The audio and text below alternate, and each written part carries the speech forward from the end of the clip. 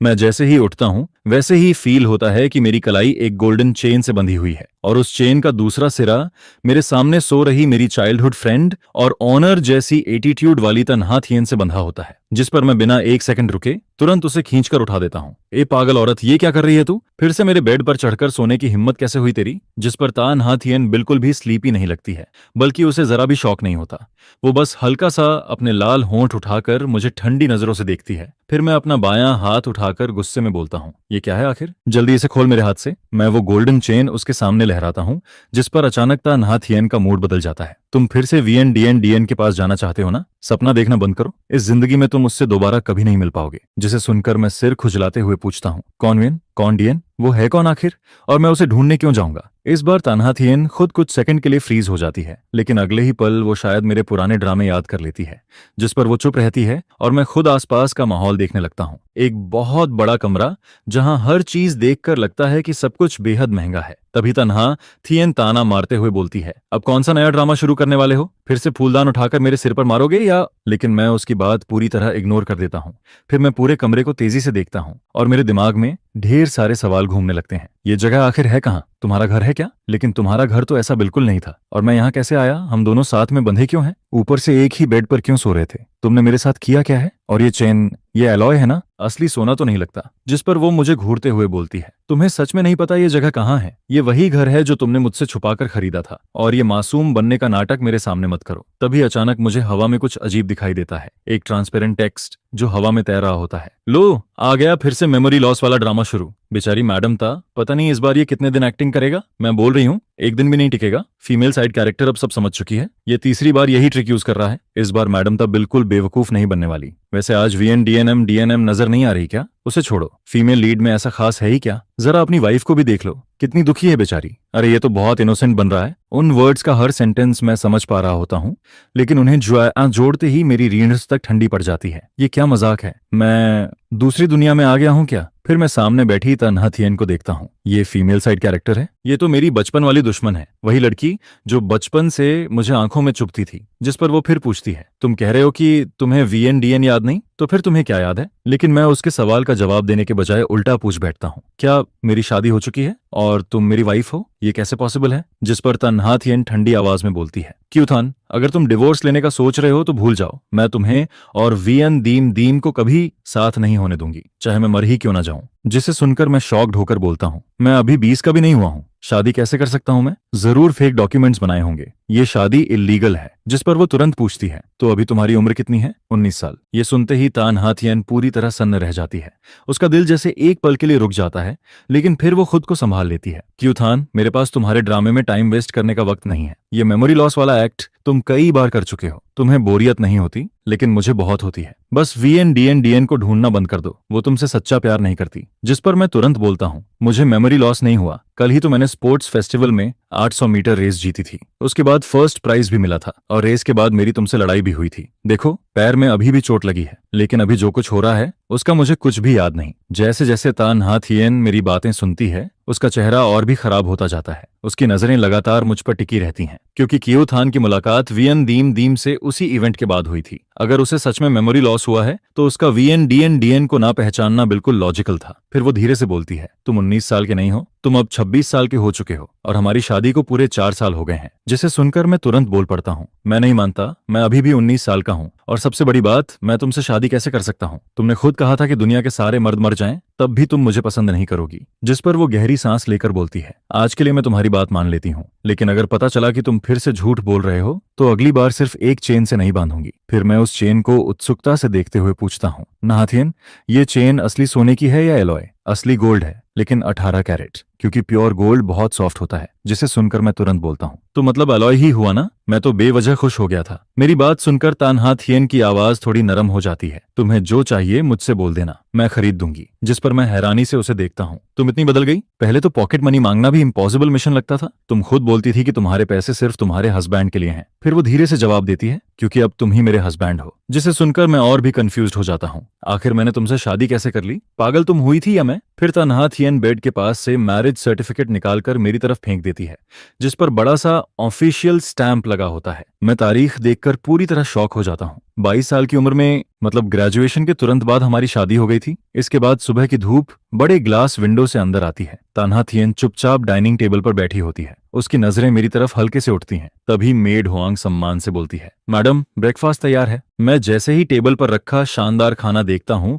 मेरी आंखें चमक उठती हैं, जिस पर तान्हा थियन चुपचाप मेरे हर रिएक्शन को नोटिस करती रहती है। फिर मैं खाना खाते खाते किचन की तरफ जोर से चिल्लाता हूँ, मैड हुआंग, आपकी कुकिंग स्किल तो कमाल की है। जिस पर मैड हुआंग किचन से मुस्कुराते हुए बाहर झांकती है। यंग मास्टर को पसंद आया, यही काफी है। पसंद है तो और खाइए, बहुत जबरदस्त है ये। मैं बोलते हुए एक और बन उठाकर मुंह में ठूंस लेता हूँ और फिर तान्हा थियन चुपचाप मुझे देखती रहती है, क्योंकि कियू थान के चेहरे पर ऐसी खुशी उसने शायद बहुत सालों बाद देखी थी। लेकिन उसके मन में अभी भी एक सवाल घूम रहा होता है, क्या ये सब सच है या फिर ये भी सिर्फ एक एक्टिंग है। बस एक पल में उसकी आंखों में उमड़ती हुई वो हल्की सी नरमी फिर से बर्फ जैसी ठंडी परत के नीचे दब जाती है। क्योंकि अगर कियू थान ये सब सिर्फ उसका भरोसा जीतने के लिए कर रहा है, ताकि बाद में फिर उसे छोड़कर वियन दीम दीम के पास चला जाए, तो इस बार वो बिल्कुल नहीं टूटेगी। जिस पर तान्हा थियन मन ही मन खुद से कहती है, मैं उसे एक मौका दूंगी, पहले इंतजार करूंगी, फिर ध्यान से सब ऑब्जर्व करूंगी। लेकिन ये सोच भी उसके दिल को किसी जहरीले सांप की तरह जकड़ने लगती है। फिर वो धीरे से अपना कॉफी कप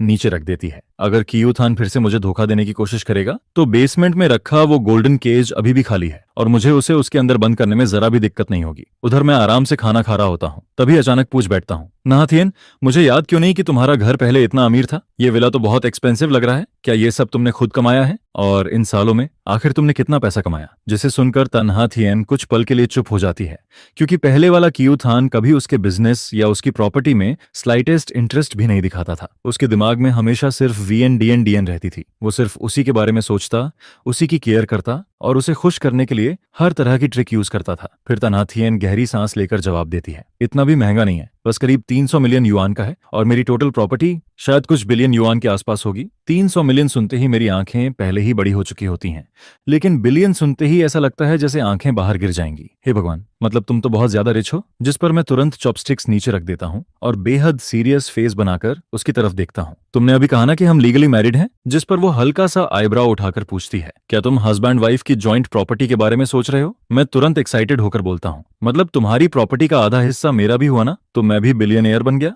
फिर अगले ही पल मैं मुस्कुराते हुए आगे झुकता हूँ, तो अभी सेलिब्रेट करें क्या? लेकिन यहाँ थोड़ा ऑकवर्ड नहीं होगा? क्यों ना बेडरूम में चलते हैं? आखिर मैं और तान्हा थियन हस्बैंड वाइफ हैं। थोड़ा इंटीमेसी हो भी जाए तो क्या फर्क पड़ता है? वैसे भी नुकसान तो मेरा कुछ होने वाला नहीं। मेरे चेहरे की वो चमकदार स्माइल देखकर तान्हा थियन फिर सोच में पड़ जाती है, क्योंकि मेरे चेहरे पर न कोई चालाकी थी, न कोई डार्क इंटेंशन। जिस पर वो मन ही मन सोचती है, क्या उसे सच में मेमोरी लॉस हुआ है? क्योंकि पहले चाहे कियू थान कितनी भी एक्टिंग कर ले, उसकी आंखों में उसके लिए नफरत साफ दिखाई देती थी। नहीं, मुझे अभी और ऑब्जर्व करना होगा। फिर वो अचानक बोलती है, हमारे बीच प्रेनअप एग्रीमेंट साइन हुआ था। जिसे सुनकर मैं कंफ्यूज होकर पूछता हूँ, प्रेनअप? हाँ, अगर डिवोर्स हुआ तो तुम खाली हाथ जाओगे। ये सुनते ही मेरे चेहरे की सारी खुशी ऐसे गायब हो जाती है जैसे हवा निकल गया बन। ये तो बहुत बड़ा शौक है। तुमने मुझसे इतनी सावधानी बरती थी? तान्हा थियन, मुझे उम्मीद नहीं थी कि तुम ऐसी इंसान निकलोगी। तुमने मेरा दिल तोड़ दिया। जिस पर वो सीधा जवाब देती है, ये आइडिया तुम्हारा था। शादी से पहले तुमने खुद इंसाइट किया था। मैंने खुद कहा था। मैं पूरी तरह स्टनर्ड होकर बोलता हूँ, उस वक्त क्या मैं पागल था? कौन अपनी मर्जी से पैसा छोड़ता है? जिस पर तान्हा थियन की आंखों में हल्की उदासी उतर आती है, क्योंकि उस समय वाला कियू थान उससे शादी करना ही नहीं चाहता था। वो सिर्फ वियन दीम दीम से हर्ट होकर टूट चुका था, इसलिए मजबूरी में इस शादी के लिए राजी हुआ था। और वो प्रेनअप एग्रीमेंट भी उसी ने इंसाइट करके साइन करवाया था। वो हमेशा यही याद दिलाता था कि दोनों सिर्फ नाम के हस्बैंड वाइफ हैं। फिर मैं दोबारा पूछता हूँ, आखिर हमारी शादी हुई कैसे? और ये वीएन डीएन डीएन आखिर किस फैमिली की लड़की है? जैसे ही मैं ये सवाल पूछता हूँ, वैसे ही वो फ्लोटिंग कमेंट्स फिर मेरी आंखों के सामने आ जाते हैं। कियू थान, तुम्हारी असली वाइफ तो वियन दीम दीम है। अरे छोड़ो भी, उसकी लीगल वाइफ तो साफ साफ तान्हा थियन है। ना थियन और कियू थान परफेक्ट कपल हैं। तुम लोग फीमेल विलन को लीड बनाना क्यों चाहते हो? चीटिंग करने वाली औरत हीरोइन बनने लायक नहीं होती। बस वेट करो, हीरो को सब याद आते ही वो हीरोइन के पास लौट जाएगा। तुम लोग ऑफिशियल सीपी को डिस्टर्ब करना बंद करो। इन कंफ्यूजिंग कमेंट्स को देखकर मैं धीरे धीरे अपनी हालत समझने लगता हूँ। शायद मैं इस कहानी का ऑब्सेस्ड मेल लीड हूँ। तान्हा थियन विलन साइड कैरेक्टर है और वीएन डीएनएम वो हीरोइन जिसने मुझे पूरी तरह पागल बना दिया। लेकिन मैं सोचने लगता हूँ, आखिर वो वीएन डीएम दिखती कैसी है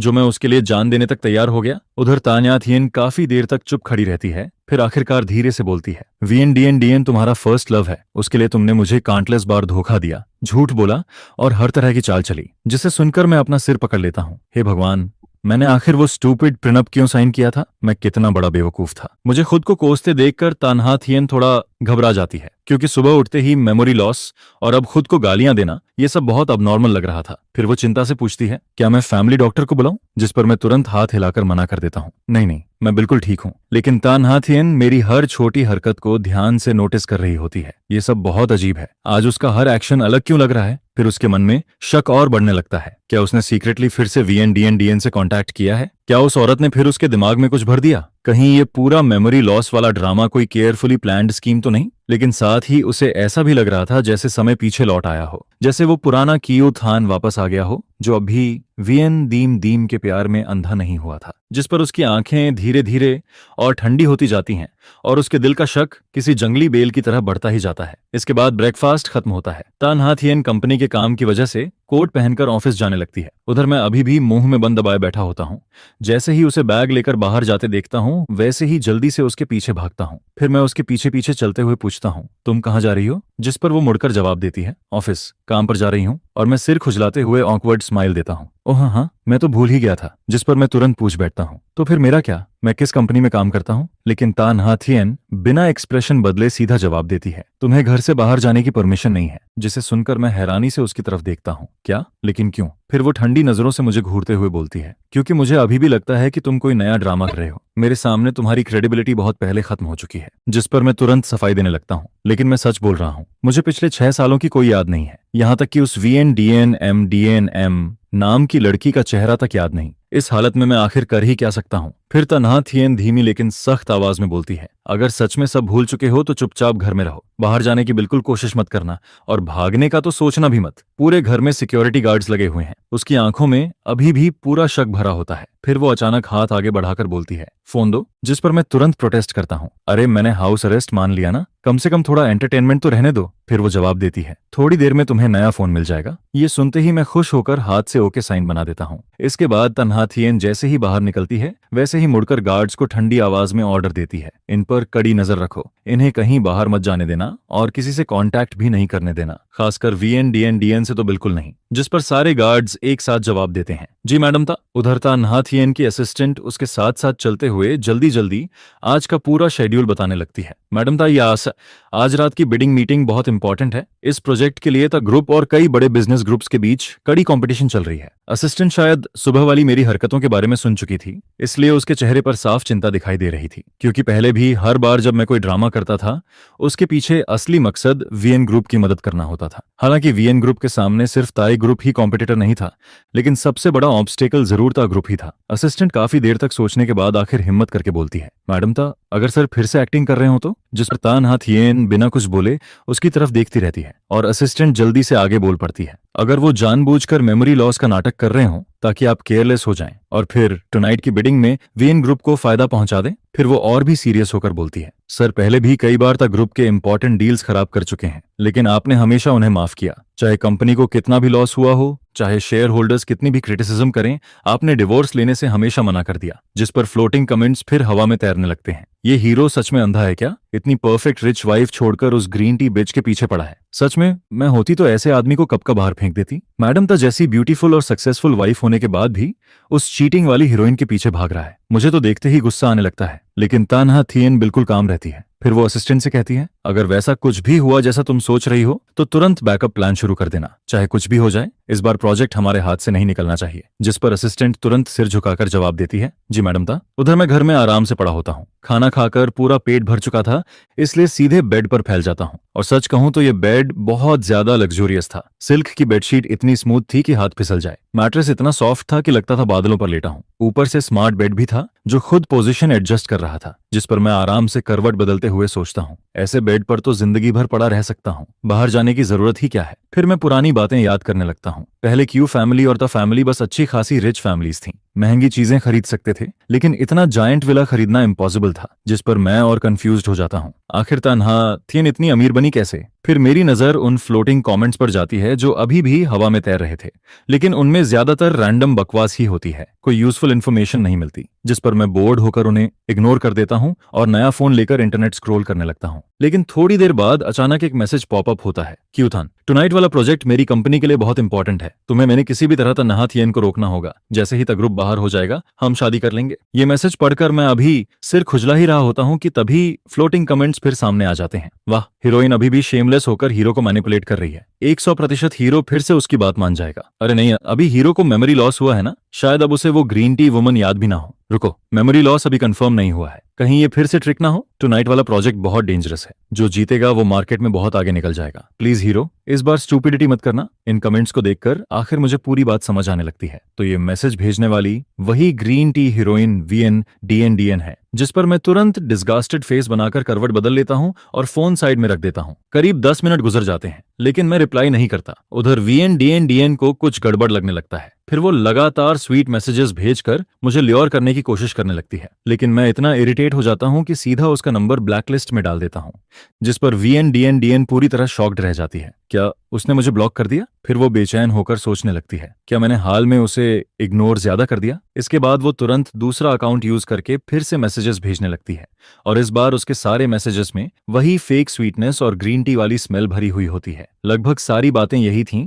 कि वो खुद को इनोसेंट साबित करना चाहती थी। उसके और बाकी मर्दों के बीच जो भी रिलेशनशिप थे वो सब सिर्फ बिजनेस पार्टनरशिप थी। उसके दिल में अगर कोई था तो सिर्फ मैं। वो इतना पैसा भी सिर्फ इसलिए कमा रही थी ताकि मुझसे शादी कर सके। यहाँ तक कि आज रात वाले प्रोजेक्ट को छीनने की उसकी प्लानिंग भी सिर्फ हमारे फ्यूचर के लिए थी, जिस पर मैं तुरंत उसे रिप्लाई करता हूँ, पहले 5 मिलियन ट्रांसफर करो, फिर देखेंगे तुम्हारी फीलिंग्स कितनी रियल हैं। बस इतना सुनते ही VN तुरंत अपना रंग बदल देती है। तुम बदल गए हो क्यूथान, पहले तुम इतने प्रैक्टिकल इंसान नहीं थे। तुम बहुत प्योर, इनोसेंट और काइंड हुआ करते थे, बिल्कुल साफ क्रिस्टल जैसे। जरूर तुम तन्हा थियन के साथ ज्यादा वक्त बिताने लगे हो, उसी ने तुम्हें खराब किया है। तुम्हें उससे दूर रहना चाहिए। मैं इतनी मेहनत सिर्फ हमारे फ्यूचर के लिए कर रही हूँ, फिर भी तुम मेरी मदद क्यों नहीं कर रहे? जिसे सुनकर मैं माथा सिकोड़कर गहरी सोच में पड़ जाता हूँ। क्या मैं सच में इतना बड़ा बेवकूफ था जो ऐसी औरत को पसंद करता था? फिर मैं खुद से ही बड़बड़ाने लगता हूँ, मैं आखिर दूसरी दुनिया में आया हूँ या सच में मेमोरी लॉस हुआ है? लेकिन चाहे जो भी हो, मैं इतना गिरा हुआ टेस्ट तो नहीं रख सकता। इसके बाद मेरा उससे बहस करने का भी मन नहीं करता। मैं सीधा उसका दूसरा नंबर भी ब्लैकलिस्ट में डाल देता हूँ और फिर आराम से फोन लेकर अपनी पुरानी फोटोज देखने लगता हूँ। उधर VN को पूरा भरोसा होता है कि उसने सारे ट्रेसेस मिटा दिए हैं, लेकिन तभी अचानक मैड वॉन्ग घबराई हुई तन्हा थियन को कॉल करती है।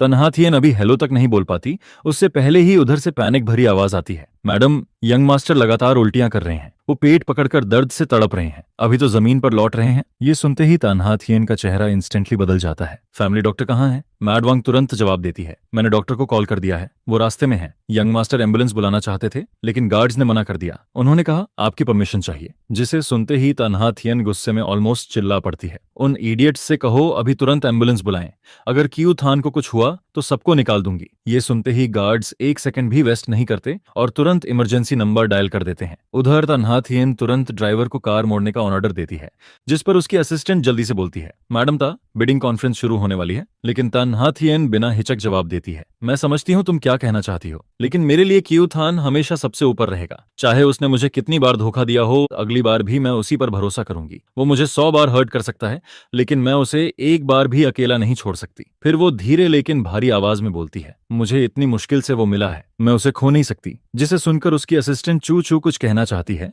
लेकिन आखिर में चुप रह जाती है। इसके बाद वो black luxury car wedding hall की तरफ जाने के बजाय सीधे ता फैमिली विला की तरफ तेज रफ्तार से दौड़ पड़ती है। कार के अंदर तन्हा थियन गहरी सांस लेकर खुद से बड़बड़ाती है, मैंने ये पॉसिबिलिटी पहले भी सोची थी, हो सकता है ये फिर कोई केयरफुली प्लान्ड एक्सीडेंट हो। टाइमिंग भी सस्पिशियस है, शायद वो मुझे बिडिंग में जाने से रोकना चाहता है। फिर वो अपनी मुट्ठियां भींच लेती है, लेकिन मैं रिस्क नहीं ले सकती, मैं उसे गैम्बल की तरह यूज नहीं कर सकती। चाहे वोल्फ इज कमिंग वाली कहानी 100 बार दोहराई जाए, 101वीं बार भी मैं उसी की तरफ भागूंगी। तभी उसका फोन वाइब्रेट करता है, मेड वांग का मैसेज आया होता है, एम्बुलेंस आ गई है, यंग मास्टर को हॉस्पिटल ले जाया जा रहा है। जिस पर असिस्टेंट चू चू तेजी से लैपटॉप पर बिडिंग पोस्टपोन करने की फॉर्मेलिटीज हैंडल करने लगती है। उधर तन्हा थियन लगातार खिड़की के बाहर देखती रहती है। कुछ देर बाद कार हॉस्पिटल के इमरजेंसी डिपार्टमेंट के सामने रुकती है, जिस पर तन्हा थियन ऑलमोस्ट भागते हुए बाहर निकलती है। इमरजेंसी रूम के बाहर मेड वांग और गार्ड्स बेचैनी से खड़े होते हैं। जैसे ही वो उसे देखते हैं, मेड वांग की आवाज कांपने लगती है, मैडम, तन्हा थियन घबराकर पूछती है, क्यू थान कहाँ ना है? डॉक्टर अंदर ट्रीटमेंट कर रहे हैं, जिस पर वो तुरंत इमरजेंसी रूम के दरवाजे तक पहुंचती है। छोटे ग्लास विंडो से अंदर सिर्फ डॉक्टर्स की भागदौड़ दिखाई दे रही होती है। फिर वो अपनी मुट्ठियां कस लेती है, खुद को काम करने की कोशिश करती है और अगले ही पल गार्ड्स की तरफ मुड़कर ठंडी आवाज में पूछती है, अभी एम्बुलेंस बुलाने से किसने रोका था? उसकी आवाज ज्यादा ऊंची नहीं थी, लेकिन इतनी ठंडी थी कि सबके रोंगटे खड़े हो जाते हैं। फिर एक बल्कि गार्ड डरते हुए आगे आता है। मैडम, आपने पहले ऑर्डर दिया था कि अगर young master emergency contact use करें या बाहर जाना चाहें तो पहले आपकी परमिशन लेनी होगी, लेकिन वो उसकी बात बीच में ही काट देती है। मैंने तुम्हें उसे प्रोटेक्ट करने के लिए रखा था, न कि दर्द से तड़पते हुए देखने के लिए। उसकी आंखों में गुस्सा साफ जल रहा होता है। अगर उसे कुछ हो जाता तो क्या तुम सबकी जान उसकी बराबरी कर पाती? जिसे सुनकर सारे गार्ड्स डर के मारे चुप हो जाते हैं। कोई एक शब्द तक नहीं बोल पाता। तभी इमरजेंसी रूम का दरवाजा खुलता है और एक डॉक्टर बाहर आता है, जिस पर तन्हा थियन तुरंत उसके पास पहुंचकर पूछती है, डॉक्टर, मेरे हस्बैंड कैसे हैं? डॉक्टर तुरंत जवाब देता है, पेशेंट को एक्यूट गैस्ट्रोएंटेराइटिस हुआ है। उनका शरीर पहले से काफी कमजोर है। शायद वो नॉर्मली ठीक से खाना नहीं खाते, लेकिन आज अचानक बहुत ज्यादा फूड खा लिया, जिससे स्टमक ओवरलोड हो गया। खाना डाइजेस्ट नहीं हुआ और सीवियर क्रैम्प्स के साथ वॉमिटिंग शुरू हो गई। हमने मेडिसिन दे दी है, अभी हालत स्टेबल है और वो ड्रीप पर है। ज्यादा चिंता की बात नहीं है। ये सुनते ही तन्हा थियन का दिल जैसे जोर से धड़क उठता है। उसके पूरे शरीर की ताकत अचानक निकल जाती है, लेकिन साथ ही उसके अंदर अजीब सी राहत फैल जाती है। फिर वो लंबी सांस छोड़ते हुए धीरे से बोलती है, थैंक यू डॉक्टर, क्या मैं अब उनसे मिल सकती हूँ? जिस पर डॉक्टर सिर हिलाता है, मिल सकती हैं, लेकिन पेशेंट को रेस्ट चाहिए, इसलिए धीरे बात कीजिएगा। तन्हा थियन हल्के से सिर हिलाती है, फिर धीरे से रूम का दरवाजा खोलकर अंदर जाती है और अंदर हॉस्पिटल बेड पर मैं आंखें बंद किए पड़ा होता हूँ।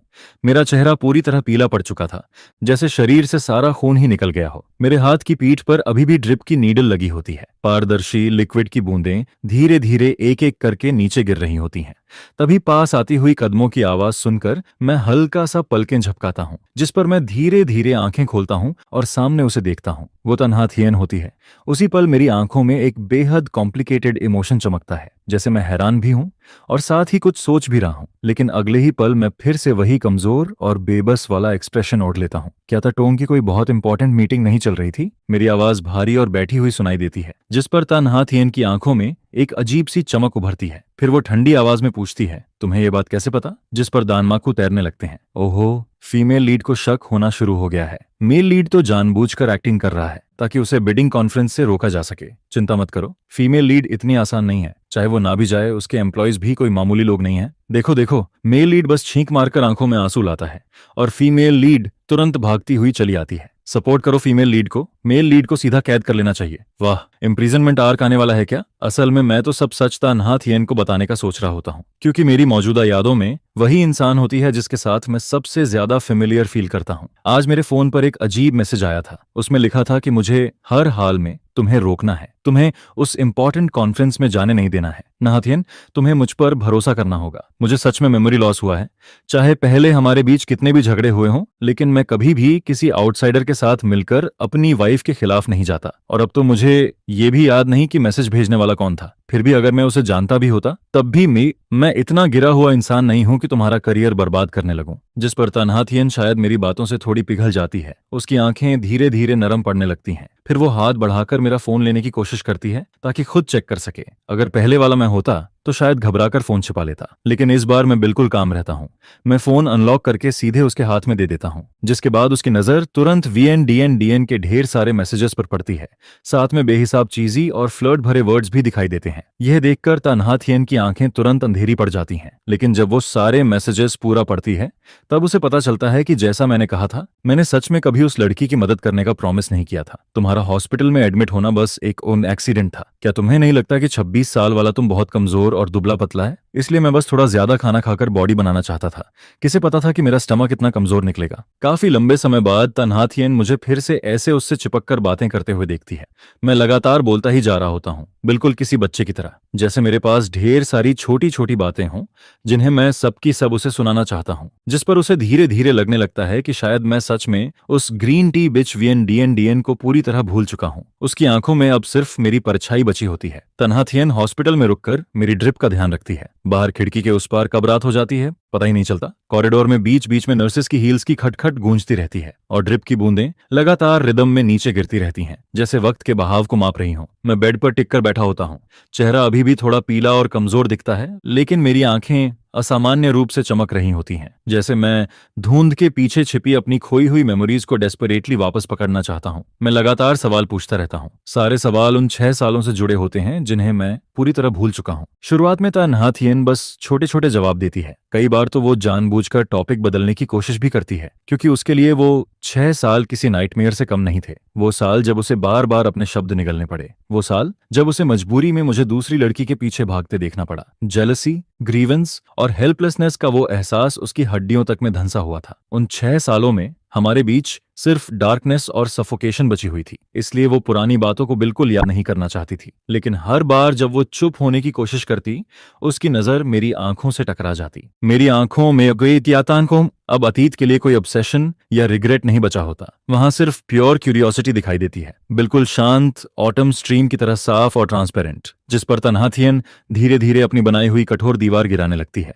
और फिर वो कड़वी मेमोरीज भी आखिरकार मेरे सामने धीरे धीरे खुलने लगती हैं। तो वो वीएन डीएन आखिर तुमसे मिली कैसे थी? तान्या थियन धीरे से हाथ वापस खींचती है, लेकिन उसकी उंगलियां अनजाने में बेड की मेटल रेलिंग पर रगड़ती रहती हैं। ठंडी मेटल की चिल उसकी फिंगर टिप से गुजरती रहती है। उसकी आवाज बिल्कुल स्टेडी सुनाई देती है, इतनी स्टेडी कि कोई भी उसके इमोशन समझ नहीं सकता। लेकिन अंदर ही अंदर सालों से दबा जेलसी का ज्वालामुखी फिर से भड़कने लगता है। वीएन डीएम हमारी यूनिवर्सिटी की रिसर्च स्टूडेंट थी। उस समय तुम्हारे एंकल में स्प्रेन आया था, तब मैं तुम्हें खुद उठाकर स्कूल इन्फर्मरी तक लेकर गई थी। यह कहते हुए वो अचानक रुक जाती है, जैसे उसे आज भी साफ याद हो कि उस दिन मेरा पूरा वजन उसकी पतली पीठ पर था। उसके बाद ड्रेसिंग बदलवाने और चेकअप के लिए भी हमेशा मैं ही तुम्हें में लेकर जाती थी। लेकिन आखिरी बार चेकअप के दिन तुम्हारा पैर लगभग ठीक हो चुका था। तुम्हें नॉर्मली चलते देखकर मुझे लगा कि अब कोई बड़ी प्रॉब्लम नहीं है। उसी दिन मुझे अचानक एक जरूरी काम आ गया, इसलिए मैं तुम्हारे साथ नहीं जा पाई। जिस पर आयरन ये होती है कि ठीक उसी दिन तुम्हारी मुलाकात उससे हुई। बस एक बार, सिर्फ एक बार मैं तुम्हारे पास नहीं रही, लेकिन उसी एक गलती ने मेरी हजारों बार की केयर और डेडिकेशन को पूरी तरह हरा दिया। जो इंसान हमेशा मेरे पास रहकर मेरा ख्याल रखती थी, आखिर वो भी उस घटिया डेस्टिनी के खेल को नहीं हरा पाई।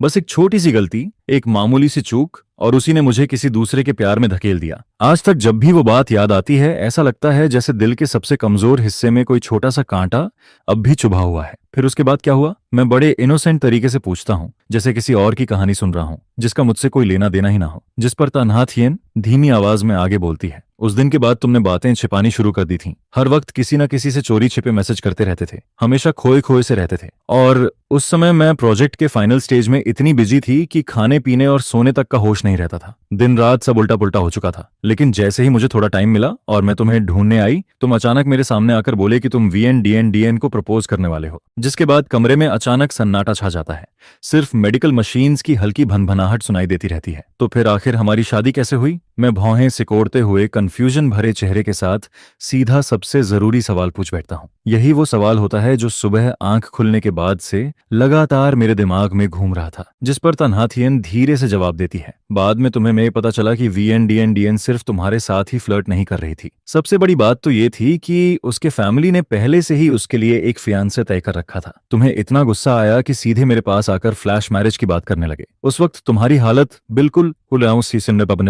बिल्कुल किसी छोड़े हुए पप्पी जैसी थी, और मैं उस समय बस तुम पर तरस खाकर मान गई थी। लेकिन तन्हा थियन झूठ बोल रही होती है। सच तो ये था कि वो हमेशा से मुझे सीक्रेटली चाहती थी, बस कभी पा नहीं सकी। और तभी अचानक मैं खुद उसके सामने एक गोल्डन चांस बनकर आ गया था। रुको जरा, मैं शॉक्ड होकर सीधा उठकर बैठ जाता हूँ। भूख और गुस्से की वजह से मेरी आवाज तक कांपने लगती है। इसी बीच तेज मूवमेंट की वजह से हाथ में लगी नीडल भी हल्की बाहर खिसक जाती है। तो इसका मतलब मैं किसी और का बॉयफ्रेंड छीनने वाला चीप साइड कैरेक्टर था? मैं लगभग चिल्ला पड़ता हूँ। दिल के अंदर डिसबिलीफ और एम्बैरेसमेंट दोनों एक साथ उमड़ने लगते हैं। इस वक्त मुझे समझ ही नहीं आता कि मुझे कैसा एक्सप्रेशन बनाना चाहिए। असल में मैं जानबूझकर तन्हा थियन से पिछले 6 सालों की सारी बातें डिटेल में पूछ रहा होता हूँ।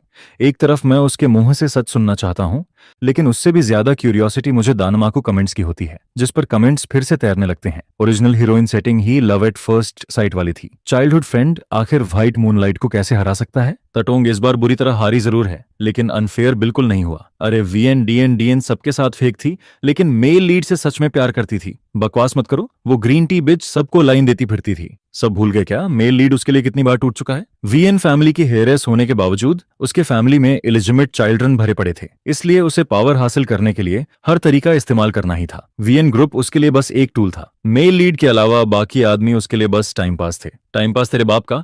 अगर इतना ही प्यार था तो फियांसे से एंगेजमेंट क्यों नहीं तोड़ी? और जब मेल लीड को इंटरनेट पर मिस्ट्रेस कहकर गालियां दी जा रही थीं, तब वो ग्रीन टी बिच गायब हो गई थी। यही है उसका प्यार। डेनमार्को में फिर से लड़ाई शुरू हो जाती है और मैं तान्हा थियन की बातें सुनते सुनते धीरे धीरे पूरे 6 सालों की सच्चाई जोड़ने लगता हूँ। सारे पीसेस मिलकर मेरे दिमाग में एक कंप्लीट पिक्चर बनाना शुरू कर देते हैं। आखिरकार ये पूरा रिडिकुलस और टॉक्सिक ड्रामा शुरू ही वीएनडीएम की एम्बिशन की वजह से हुआ था। वो फैमिली की सबसे ऊंची पोजीशन हासिल करना चाहती थी, लेकिन साथ ही मुझे भी छोड़ना नहीं चाहती थी। इसलिए उसने दो नाव में पैर रखा। एक तरफ प्यार का नाटक करके मुझे अपने पास बांधे रखा और दूसरी तरफ फियांस के साथ एंगेजमेंट भी कायम रखी, ताकि दोनों तरफ से फायदा मिलता रहे। लेकिन जब सच बाहर आया तब पूरा ब्लेम मेरे सिर पर आ गिरा। और वो लड़की जो हर वक्त कस्में खाती थी कि वो मुझसे बेहद प्यार करती है, उसने एक बार भी मेरे लिए खड़े होने की हिम्मत नहीं दिखाई। धत्त तेरे की, मैं सिर पकड़कर बैठ जाता हूँ। ये तो पूरा क्लीशे डॉग ब्लड नॉवेल वाला प्लॉट निकला। मैं कितना भी सोचूं, मुझे यकीन ही नहीं होता कि मेरा पुराना वर्जन इतना बेवकूफ हो सकता था। मैं इतना स्मार्ट इंसान होकर भी किसी के पीछे ऐसे कैसे घूम सकता हूँ? आखिरकार ड्रिप की आखिरी बूंद भी खत्म हो जाती है।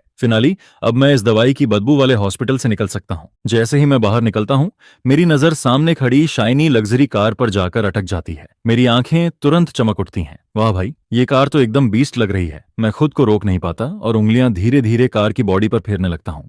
पूरे 280,000 युआन की है ये। फिर मैं अचानक पीछे मुड़कर अफसोस भरे टोन में बोल पड़ता हूँ, कसम से कालरीताजा, अगर उस साल मैं उस पगली वीएनडीएन के चक्कर में ना पड़ता तो आज तक मैं भी सक्सेसफुल एंटरप्रेन्योर बन चुका होता, ढेर सारा पैसा कमा चुका होता। फिर मैं अपनी मेहनत से सुपर कार खरीदता, लग्जरी विला लेता। इतना कहते कहते मैं हल्का सा गला साफ करता हूँ, ठुड्डी ऊपर उठाकर बिल्कुल एरोगेंट अंदाज में इमेजिनेशन में खो जाता हूँ और शायद कुछ हॉट लॉन्ग लेग्ड मॉडल्स को शुगर बेबी बनाकर रखता भी, जिस पर तान्हा थियन की नजर तुरंत ठंडी पड़ जाती है। तुम जिसे चाहे रखो, उससे मुझे क्या? अरे मुझे तो बस लॉन्ग लेग्ड मॉडल्स पसंद हैं, तो क्या प्रॉब्लम है? मेरी चमकती दमकती जवानी के पूरे 6 साल ऐसे ही लूट लिए गए। पूरे 6 साल, समझे तुम? मैंने तो आज तक किसी लड़की का हाथ तक ढंग से नहीं पकड़ा था और पता नहीं कैसे बस एक नींद से उठा और आंख खुलते ही देखा कि मैं तुम्हारे साथ हस्बैंड वाइफ बनकर बंध चुका हूं। अब अगर मेरा मन मॉडल्स को शुगर बेबी बनाकर रखने का करे तो उसमें गलत क्या है? क्या ये इलीगल है? मुझे पसंद है, इसलिए मैं करूंगा। जिस पर थोड़ी देर पहले ड्रिप वाले कमरे में जो रेयर वार्म एटमॉस्फेयर बना हुआ था, वो इसी पल पूरी तरह धुएं की तरह उड़ जाता है। तन्हा थियन के बर्फ जैसे ठंडे चेहरे को देखकर मैं भी तुरंत पुराने दिनों वाला एटीट्यूड पकड़ लेता हूँ। वही बदतमीज मुंहफट अंदाज। दिमाग में जो आता है सीधे बोल देता हूँ। इतना बोलने के बाद मैं सीधे कार में घुसने लगता हूं, लेकिन जानबूझकर उसे छेड़ने के लिए फ्रंट सीट छोड़कर पीछे वाला दरवाजा खोलता हूं। फिर बड़े आराम से अंदर बैठकर फैल जाता हूं, जैसे ताटोंग मेरी पर्सनल ड्राइवर हो। जिस पर तान्हा थियन मुझे ऐसे देखती है जैसे अचानक पुराने दिनों वाला मैं वापस लौट आया हो। उसके होंठों पर अनजाने में हल्की सी स्माइल आ जाती है। फिर वो खुद पीछे का डोर खोलती है और मेरा कॉलर पकड़कर मुझे बाहर खींच लेती है। नीचे उतरिए यंग मास्टर। ये पहली बार होता है जब मैं तान्हा थियन को इतना चाइल्डिश और सुल्किंग अंदाज में देखता हूँ, जिस पर मैं भी कोऑपरेट करते हुए खुद को उसकी पकड़ में छोड़ देता हूँ और वो मुझे फ्रंट पैसेंजर सीट में बैठा देती है। तुम्हारी हिम्मत कैसे हुई मुझे ड्राइवर समझने की?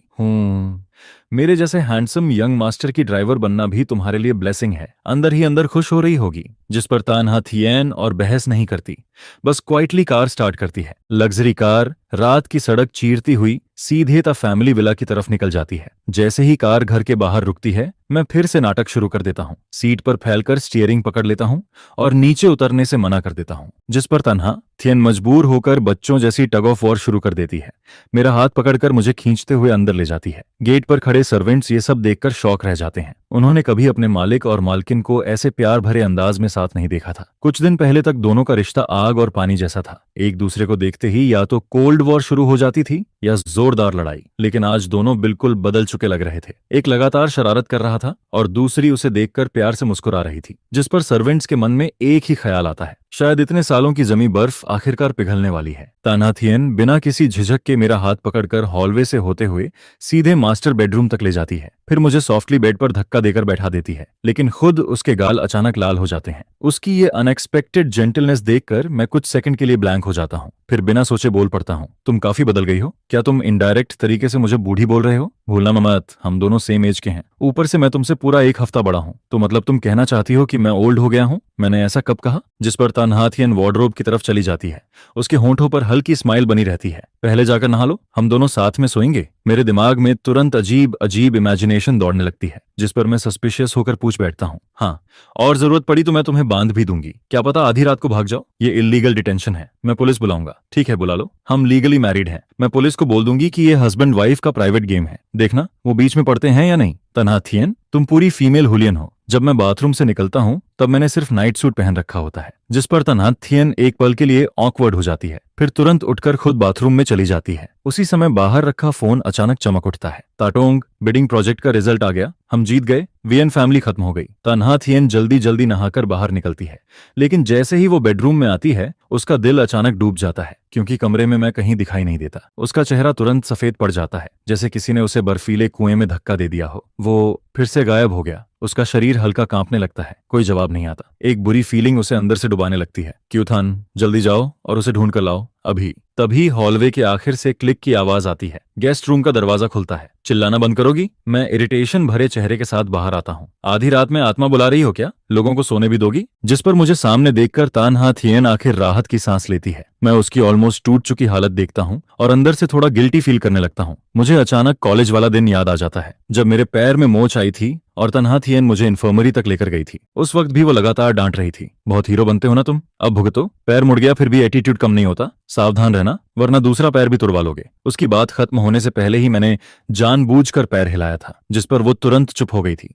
20 साल वाली तन्हाथियन भले बहुत शार्प टंग रखती थी, लेकिन जैसे ही मुझे कुछ होता वो तुरंत मेरे पास आ जाती थी, चाहे बात कितनी भी छोटी क्यों ना हो। और 26 साल वाली तन्हाथियन बाहर से भले कोल्ड दिखती हो, लेकिन अंदर से अब भी मेरी बहुत केयर करती है। मेरा मेंटल एज अभी भी काफी इम्यूचर था, इसलिए मैं बिना सोचे सीधे बोल देता हूँ, तुम सीक्रेटली मुझसे प्यार करती हो ना? ये सवाल नहीं था, मेरी आवाज में जरा भी हेजिटेशन नहीं थी, जिस पर तन्हाथियन के कदम अचानक रुक जाते हैं। बकवास मत करो और अभी तुरंत मेरे साथ रूम में चलो, यहाँ नहीं सोना है। उधर दानमाकू फिर से एक्सप्लोड हो जाते हैं, लेकिन मैं कमेंट्स पर ज्यादा ध्यान नहीं दे पाता, क्योंकि तन्हाथियन अब मेरे ठीक सामने खड़ी होती है। खुद चलकर वापस आओगे या फिर मैं लोगों को बुलाकर उठवाऊं? उसकी आंखें बर्फ जैसी ठंडी होती हैं और उसकी आवाज साफ बता रही होती है कि ये रिक्वेस्ट नहीं, सीधा ऑर्डर है। मैं तुरंत अपना चेहरा दूसरी तरफ घुमा लेता हूँ और घबराकर कहता हूँ, तुम बस लिविंग रूम में सो जाओ, तुम कहीं भाग थोड़ी जाओगे जो मुझे टेंशन हो। मुझे तुम्हें कोई इंटरेस्ट नहीं है, जरा खुद को देखो कितने दुबले हो गए हो। जिस पर मैं भी इंस्टिंक्टिवली खुद को ऊपर से नीचे तक देखने लगता हूँ। वो अब भी उतनी ही जहरीली जुबान में बात करती है, लेकिन फिर भी मैं उसकी आंखों के अंदर छिपी हुई वो चीज पकड़ लेता हूँ। उसकी आंखों में दर्द की एक हल्की सी चमक गुजरती है, जैसे मुझे हर्ट करते हुए वो खुद अपने दिल को भी काट रही हो। जिस पर मैं पूछता हूँ, तो फिर तुम मुझे बांधकर रखने पर इतनी अड़ी क्यों रहती हो? तुम जानते हो इस तमाम सालों में बहुत कुछ हुआ था। मैं तुम्हारे साथ जैसा बिहेव करती हूँ वो सब उन्हीं चीजों से जुड़ा है और तुम्हारी उस मेमोरी से भी जो तुम भूल चुके हो। सही कहा ना? इसके बाद वो धीरे धीरे सारी बातें बताने लगती है। शादी से पहले तुम डीएम के पीछे पागलों की तरह पड़े रहते थे, खुद को इतना टॉर्चर किया था कि आधे मरे जैसे हो गए थे। शादी के बाद शुरुआत में मैंने तुम्हें पूरी फ्रीडम दी थी, लेकिन पहली बार जब तुम उससे मिलकर लौटे तब तुमने 3 दिन तक खाना छोड़कर तमाशा किया था और बार बार डिवोर्स मांग रहे थे। मैंने मना किया था, लेकिन फिर भी तुम्हें उससे मिलने से नहीं रोका, यहाँ तक कि सीक्रेटली बॉडीगार्ड्स भी लगाए थे ताकि तुम्हारी प्रोटेक्शन हो सके। लेकिन फिर तुम खुद उसके घर के बाहर रोते हुए खड़े थे और कह रहे थे कि दीम दीम की एंगेजमेंट हो चुकी है। यह सुनकर मेरा चेहरा और ज्यादा भारी होता चला जाता है। वो आगे कहती हैं, तुम उसके लिए बार बार घायल होते रहे, मैंने तुम्हें सच नहीं बताया था। अब उसका फियांसे भी है, लेकिन फिर भी वो तुम्हें फंसाए रखती थी। तुम्हारे कनेक्शंस इस्तेमाल करके तो फैमिली के कॉन्ट्रैक्ट्स छीनती रही। वो और उसका फियांसे तुम्हारा और मेरा खून चूस कर खुद मोटे हो रहे थे। उसने तुमसे शादी करने का वादा भी पूरा नहीं किया, यहाँ तक कि उसका एंगेजमेंट भी कभी टूटा नहीं। फिर भी तुम उसके लिए अपनी कलाई काटकर सुसाइड करने चले गए, स्लीपिंग पिल्स जमा करते रहे,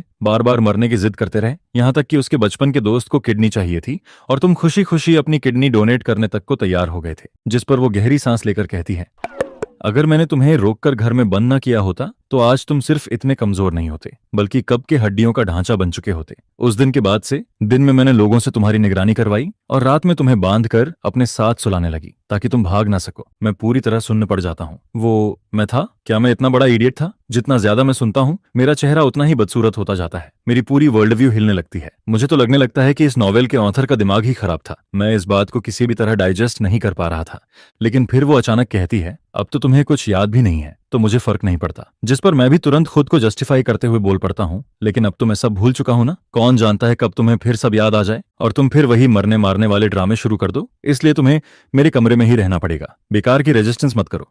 मुझे तुम्हारे साथ कुछ गलत करने में कोई इंटरेस्ट नहीं है। आखिरकार मुझे कॉम्प्रोमाइज करना पड़ता है। इतने सालों तक उसने मुझे कभी छोड़ा नहीं। यह सोचकर मेरे अंदर अजीब सी वार्मथ फील होती है। तन्हाथियन चाहे जुबान से कितनी भी कड़वी हो, लेकिन वो हमेशा फैमिली की तरह मेरे साथ खड़ी रही है। जिस पर मैं धीरे से कहता हूँ, ठीक है, वैसे भी खुद को देखकर मुझे भी खुद में कोई इंटरेस्ट नहीं बचा। इसके बाद तन्हाथियन मुझे वापस मास्टर बेडरूम में ले जाती है और बड़े आराम से चेन निकालकर हम दोनों को एक साथ बांध देती है। वो सच में जो कहती है वही करती है। फिर वो बेड के दूसरे कोने में जाकर लेट जाती है, जबकि मेरी आंखों से नींद पूरी तरह गायब हो चुकी होती है। जिस पर मैं धीरे से बोलता हूँ, तन्हाथियन, बेड पर सोना सच में बड़ा कंफर्टेबल है, लेकिन पूरा दिन थकी होने की वजह से और ऊपर से 2 बार डर जाने के कारण वो मुझे कोई जवाब नहीं देती। और फिर देखते ही देखते अगली सुबह हो जाती है। शांत कमरे में हल्की हल्की चेन टकराने की आवाज साफ सुनाई देती है। तन्हाथियन उठ चुकी होती है। उसकी मूवमेंट्स बेहद हल्की होती हैं, लेकिन मेटल चेन की आवाज फिर भी मेरे कानों तक पहुंच जाती है, जिससे मेरी नींद खुल जाती है। मैं चिढ़कर तकिए में चेहरा दबा लेता हूँ। इतनी जल्दी क्यों उठा रही हो? आज सुबह तो कोई क्लास भी नहीं है, मुझे आराम से सोने दो ना। जिस पर वो धीमी आवाज में कहती है, पहले नीचे आकर ब्रेकफास्ट कर लो, उसके बाद जितना सोना है सो लेना। मैं आंखें बंद किए पड़ा रहता हूँ, लेकिन तभी मेरे दिमाग में कुछ गड़बड़ सी होने लगती है। रुको, मेंस डॉर्मेट्री में किसी लड़की की आवाज कैसे आ सकती है? और अगले ही पल टूटी हुई मेमोरीज अचानक जुड़ने लगती हैं। मैं ऐसे उछलकर बैठ जाता हूँ जैसे किसी ने मेरे ऊपर उबलता पानी डाल दिया हो। जिस पर वो हल्का सा मुस्कुराकर कहती है, तुम्हारी मेमोरी तो काफी अच्छी है, इतनी अच्छी तरह याद है कि आज कोई क्लास नहीं है। लेकिन मैं जवाब नहीं देता। मैं बस बेड पर बैठा और भी गहरे शौक और कंफ्यूजन में डूब जाता हूँ। 6 साल पहले की बातें मुझे ऐसे याद आने लगती हैं जैसे कल की ही बात हो। मेरे सामने खड़ी यह औरत और मेरे शरीर का बदल चुका एहसास, दोनों मुझे यही बता रहे होते हैं कि सच में पूरे 6 साल गुजर चुके हैं। लेकिन यह बात बिल्कुल भी नॉर्मल नहीं थी। मेमोरी लॉस में इंसान सब भूल जाता है। फिर ऐसा कैसे हो सकता है कि पुरानी बातें साफ याद रहें, लेकिन बीच के पूरे 6 साल गायब हो जाएं? जिस पर मेरे दिमाग में एक और भी ज्यादा पागलपन भरा ख्याल आता है, क्या मैं टाइम ट्रैवल करके यहाँ आ गया हूँ? पता हूँ। इसी बीच नीचे से उसकी आवाज आती है, नीचे आकर ब्रेकफास्ट कर लो और आज थोड़ा कम खाना, कल की तरह फिर हॉस्पिटल मत पहुंच जाना। मैं बस धीमे से कुछ बड़बड़ाता हूँ और उसकी पतली सी फिगर को कमरे से बाहर जाते देखता रहता हूँ। दरवाजा धीरे से बंद हो जाता है, जिस पर मैं तुरंत चादर सिर तक खींच लेता हूँ, बिल्कुल किसी डरे हुए ऑस्ट्रिच की तरह, और अंधेरे में पड़े पड़े उसी शॉकिंग गेस के बारे में सोचता रहता हूँ। तभी अचानक एक आवाज सुनाई देती है, सॉरी, मैं थोड़ा लेट हो गया। जिस पर मेरा पूरा शरीर अकड़ जाता है। मैं झटके से चादर हटाकर पूरे कमरे में नजर दौड़ाता हूँ। कौन है वहां? क्यूथन, हेलो, मैं कमरे में नहीं हूँ, मैं तुम्हारे दिमाग के अंदर हूँ। यह सुनते ही मेरा दिमाग सुन्न पड़ जाता है। बस अब तो पक्का स्किज़ोफ्रेनिया हो गया है। मैं पूरी तरह पैनिक में आ जाता हूँ। तुरंत बेड से कूदकर नंगे पैर कमरे से बाहर भागता हूँ। सीढ़ियों से नीचे दौड़ते हुए बस यही कोशिश करता हूँ कि उस अजीब आवाज से छुटकारा मिल जाए। उधर तन्हाथियन डाइनिंग रूम में ब्रेकफास्ट कर रही होती है। मेरी घबराई हुई चीख सुनते ही वो फोर्क और नाइफ फेंक कर तुरंत सीढ़ियों की तरफ दौड़ पड़ती है और कुछ सीढ़ियां चढ़ते ही वो सीधे मुझसे टकरा जाती है। क्या हुआ? हाँ, अंधान। उसकी नजर तुरंत मेरे पीले पड़े चेहरे पर जाती है, जिस पर मैं उसकी बांह कसकर पकड़ लेता हूँ, जैसे डूबता इंसान आखिरी तिनका पकड़ता है। मेरी आवाज कांप रही होती है और मैं तेजी से बोलने लगता हूँ। अभी अभी मुझे एक अजीब आवाज सुनाई दी। वो सीधे मेरे दिमाग के अंदर बोल रही थी, नाथियन, क्या मुझे सच में कोई मेंटल प्रॉब्लम हो गई है? क्या मुझे स्किज़ोफ्रेनिया हो गया है, इसलिए मुझे हेलुसिनेशंस हो रहे हैं? लेकिन वो बस कंफ्यूज्ड होकर मुझे देखती रहती है। तुम क्या बोल रहे हो? कैसी आवाज? जिस पर मैं अचानक रुक जाता हूँ। क्या तुम सुन नहीं पा रही? मैं शॉक्ड होकर उसे घूरने लगता हूँ, लेकिन अगले ही पल उसकी आवाज साफ मेरे कानों में गूंजती है। तुमने अभी मुझे बाहरी कहा? यह सुनते ही तन्हाथियन का चेहरा सख्त पड़ जाता है। उसकी आंखों में हर्ट साफ दिखाई देने लगता है। इतनी देर से तुम लगातार कुछ ना कुछ बोले जा रहे हो, लेकिन मुझे तुम्हारी एक भी बात सुनाई नहीं दी। अभी बस एक बार तुम्हें डांटा ही था और तुम्हारा गला फिर से बंद हो गया क्या? मैं घबराहट और गुस्से के बीच बुरी तरह फंसा हुआ था। डर कुछ पल के लिए गुस्से के नीचे दब चुका था। अभी थोड़ी देर पहले तुमने सच में एक भी आवाज नहीं निकाली थी। पहले मेमोरी लॉस, अब बोलना बंद, ऊपर से हैलुसिनेशंस भी। जिस पर तन्हाथियन बिल्कुल भी देर नहीं करती। चलो अभी इसी वक्त हॉस्पिटल चलते हैं। तभी अचानक वही आवाज एक बार फिर मेरे दिमाग के अंदर गूंज उठती है। इस बार उसकी टोन थोड़ी कंफर्टिंग होती है। होस्ट, डरिए मत, मैं कोई वियताई नहीं हूं और ना ही आपको स्किज़ोफ्रेनिया हुआ है। मैं सिस्टम 0137 हूं। सिस्टम 0137? मैं तुरंत छटपटाना बंद कर देता हूं। दिमाग में चल रहा केओस इस अजीब नाम पर आकर अटक जाता है और मेरी सोच अचानक एक नई दिशा में मुड़ जाती है। मैं बेख्याली में बड़बड़ाता हूं, 0137 सुनने में तो किसी फोन नंबर जैसा लग रहा है। जिस पर सिस्टम 0137 सपाट आवाज में जवाब देता है, जी हाँ होस्ट, और सबसे पहले मुझे माफी मांगनी है। असल में मुझे कल ही आपसे कांटेक्ट करना था, लेकिन हेडक्वार्टर्स में इमरजेंसी मीटिंग बुला ली गई थी, इसलिए अब जाकर मैं आपसे जुड़ पाया हूं। इसके अलावा आप सीधे मेरी एग्जिस्टेंस का जिक्र नहीं कर सकते। दूसरों के सामने मुझसे जुड़े सारे शब्द ऑटोमेटिकली ब्लॉक हो जाएंगे। हम सीधे कॉन्शियसनेस के जरिए बात कर सकते हैं। इससे ना सिर्फ सेफ्टी बनी रहेगी, बल्कि लोग आपको पागल भी नहीं समझेंगे। यह सुनकर मुझे आखिरकार सारी बात समझ आ जाती है। है। मतलब तन्हा थियन बाहरी नहीं हुई थी, बल्कि मेरी बातें खुद ब खुद म्यूट हो रही थीं, जिस पर मेरा तनाव से तना हुआ दिमाग अचानक ढीला पड़ जाता है। यहाँ तक कि अंदर एक अजीब सी क्यूरियोसिटी भी पैदा होने लगती है। मैं मन ही मन कहता हूँ 0137 नाम थोड़ा अजीब नहीं है क्या? अगले ही पल मेरे दिमाग के अंदर एक बोर सा इमोजी फ्लैश हो जाता है, जिसे देखकर मेरी आंखें फटी की फटी रह जाती हैं। अरे इसके पास मीम्स भी हैं? मैं शौक में लगभग असली दुनिया में चीख ही पड़ता हूँ। तभी तन्हा थियन की आवाज मुझे रियलिटी में वापस खींच लाती है। क्यूथन, क्यूथन। वो मेरे चेहरे पर तेजी से बदलते एक्सप्रेशंस को देख रही होती है और उसकी बेचैनी अब चरम पर पहुंच चुकी होती है। कल मेमोरी लॉस, आज आवाज चली गई, फिर हैलुसिनेशंस और अब हवा में घूरते हुए फ्रीज हो जाना। उसकी आंखों में साफ पैनिक दिखाई देता है। तुम ठीक तो हो ना? हमें अभी हॉस्पिटल जाना पड़ेगा। जिस पर मैं तुरंत होश में लौटता हूँ। उसकी आंखों में छिपी चिंता और स्टबर्ननेस देखकर मैं जल्दी से हाथ हिलाकर खुद को नॉर्मल दिखाने की कोशिश करता हूँ। कुछ नहीं हुआ, कुछ नहीं, बस अभी नींद पूरी नहीं खुली, दिमाग थोड़ा स्लो चल रहा है। चलो ब्रेकफास्ट करते हैं, मुझे भूख लगी है। तन्हा थियन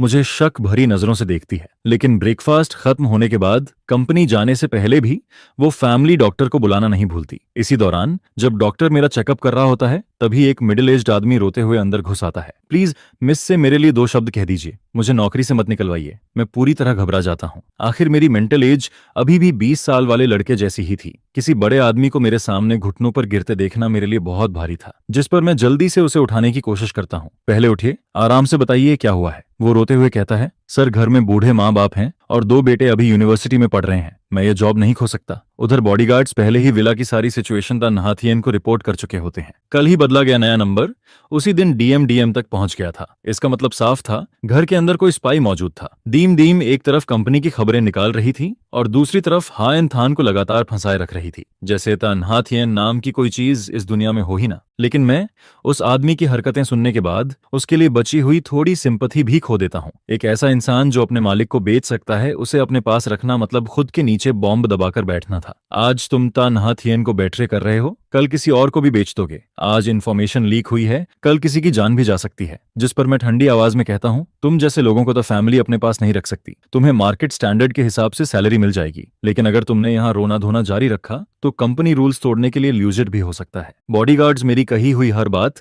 बिना एक शब्द छोड़े पूरी डिटेल में तन्हा थियन तक पहुंचा देते हैं, जिस पर उसका पहले से खून पी जाने वाला एक्सप्रेशन धीरे धीरे नरम पड़ने लगता है। उधर फैमिली डॉक्टर की रिपोर्ट में पता चलता है कि मेरा शरीर पूरी तरह हेल्दी है, बस मैं जरूरत से ज्यादा कमजोर हो चुका हूँ। यह सुनकर तन्हा थियन का मूड साफ अच्छा हो जाता है। वो मन ही मन सोचती है, शायद पिछले कई सालों में आज पहली बार मुझे इतना हल्का महसूस हो रहा है। बस यही चाहती हूँ कि अंथान का ये मेमोरी लॉस थोड़ा और लंबा चले। लेकिन अंथान, इस बार मैं तुम्हें फिर कभी भागने नहीं दूंगी। अगर तुम सच में सब भूल चुके हो तो फिर दोबारा कभी याद मत करना। हमेशा मेरे पास ही रहो, अपनी मर्जी से, हमेशा के लिए। इसके बाद मैं वापस बेडरूम में लौट आता हूँ और बेड पर लेटकर अपने दिमाग के अंदर मौजूद सिस्टम से बात करना शुरू कर देता हूँ। 0137, तुम्हारा ये नाम बदला जा सकता है क्या? जो नहीं जानते वो समझेंगे कोई फूड डिलीवरी कोड है। बिल्कुल बदल सकता है होस्ट। आप मुझे किस नाम से बुलाना चाहेंगे? सबसे पहले ये होस्ट वाला टोन बंद करो, मैं अभी इतना बूढ़ा नहीं हुआ हूँ। और तुम्हारा बोलने का तरीका भी थोड़ा बदलो, बहुत रोबोटिक लगता है, बिल्कुल फ्रिज जैसा ठंडा। समझ गया, मैं लाइवली मोड में स्विच कर सकता हूँ, क्या ऐसा ठीक रहेगा? हाँ, बस इंसानों जैसा लगना चाहिए, वरना तुमसे बात करने का भी मन नहीं करेगा। ठीक है, वैसे नाम से पहले मैं अपना फंक्शन एक्सप्लेन कर दूं। मैं मेल लीड रेस्क्यू डिपार्टमेंट से हूँ। मेरा काम मेल लीड को बचाना है। आसान भाषा में कहूँ तो मैं आपकी मदद करने आया हूँ। जिस पर मैं हैरानी से बोल पड़ता हूँ, मुझे बचाने की क्या जरूरत है? क्या तन्हा थियन द्वारा मुझे कैद करके रखने वाली बात, या फिर दीम का लगातार मुझे ट्रैप करना? तभी सिस्टम 0137 अचानक थोड़ा सीरियस हो जाता है। होस्ट, एक बात के लिए आपको मेंटली तैयार रहना होगा। हम जिस दुनिया में रह रहे हैं वो असल में एक नॉवेल है। मैं तुरंत बोल पड़ता हूँ, वो तो मुझे पहले से पता है। जिस पर सिस्टम पूरी तरह हक्का बक्का रह जाता है। आपको कैसे पता चला? अरे इतनी भी अनबिलीवेबल बात नहीं है, सिस्टम घबराकर बोलता है। मैं तो अभी अभी ट्रांसफर होकर आया हूँ, मैंने तो अभी तक कुछ बताया भी नहीं। क्या किसी और कैरेक्टर ने आपको स्क्रिप्ट लीक कर दी? मैं तुरंत जवाब देता हूँ, किसी ने कुछ लीक नहीं किया, मुझे कमेंट्स दिखाई देते हैं। ये सुनते ही सिस्टम कुछ सेकंड के लिए पूरी तरह साइलेंट हो जाता है। ओह, तो ये हमारी तरफ से बग था। कल जल्दीबाजी में मैं गलती से कमेंट फंक्शन ऑन छोड़ गया था, तो तुमने उन्हीं कमेंट्स के जरिए इस दुनिया को समझा? जिस पर मैं सीधा मुंह बनाकर बोलता हूँ, बिल्कुल नहीं। उन कमेंट्स में या तो लोग कार्ड गेम खेल रहे होते हैं या फिर आपस में लड़ रहे होते हैं। कोई खास यूजफुल इन्फॉर्मेशन नहीं मिलती वहां से। मुझे बस इतना पता चला कि मैं किसी बेकार रोमांस नॉवल का मेल लीड हूँ। तन्हा थियन विलेनस फीमेल लीड है और ऊपर से एक चीटिंग एडिक्ट फीमेल लीड भी है, जिस पर सिस्टम तुरंत विरोध करता है। लेकिन मैं आपको खुद को ऐसे इंसल्ट करने की परमिशन नहीं दूंगा। मेल लीड को कॉन्फिडेंट होना चाहिए, स्ट्रांग होना चाहिए।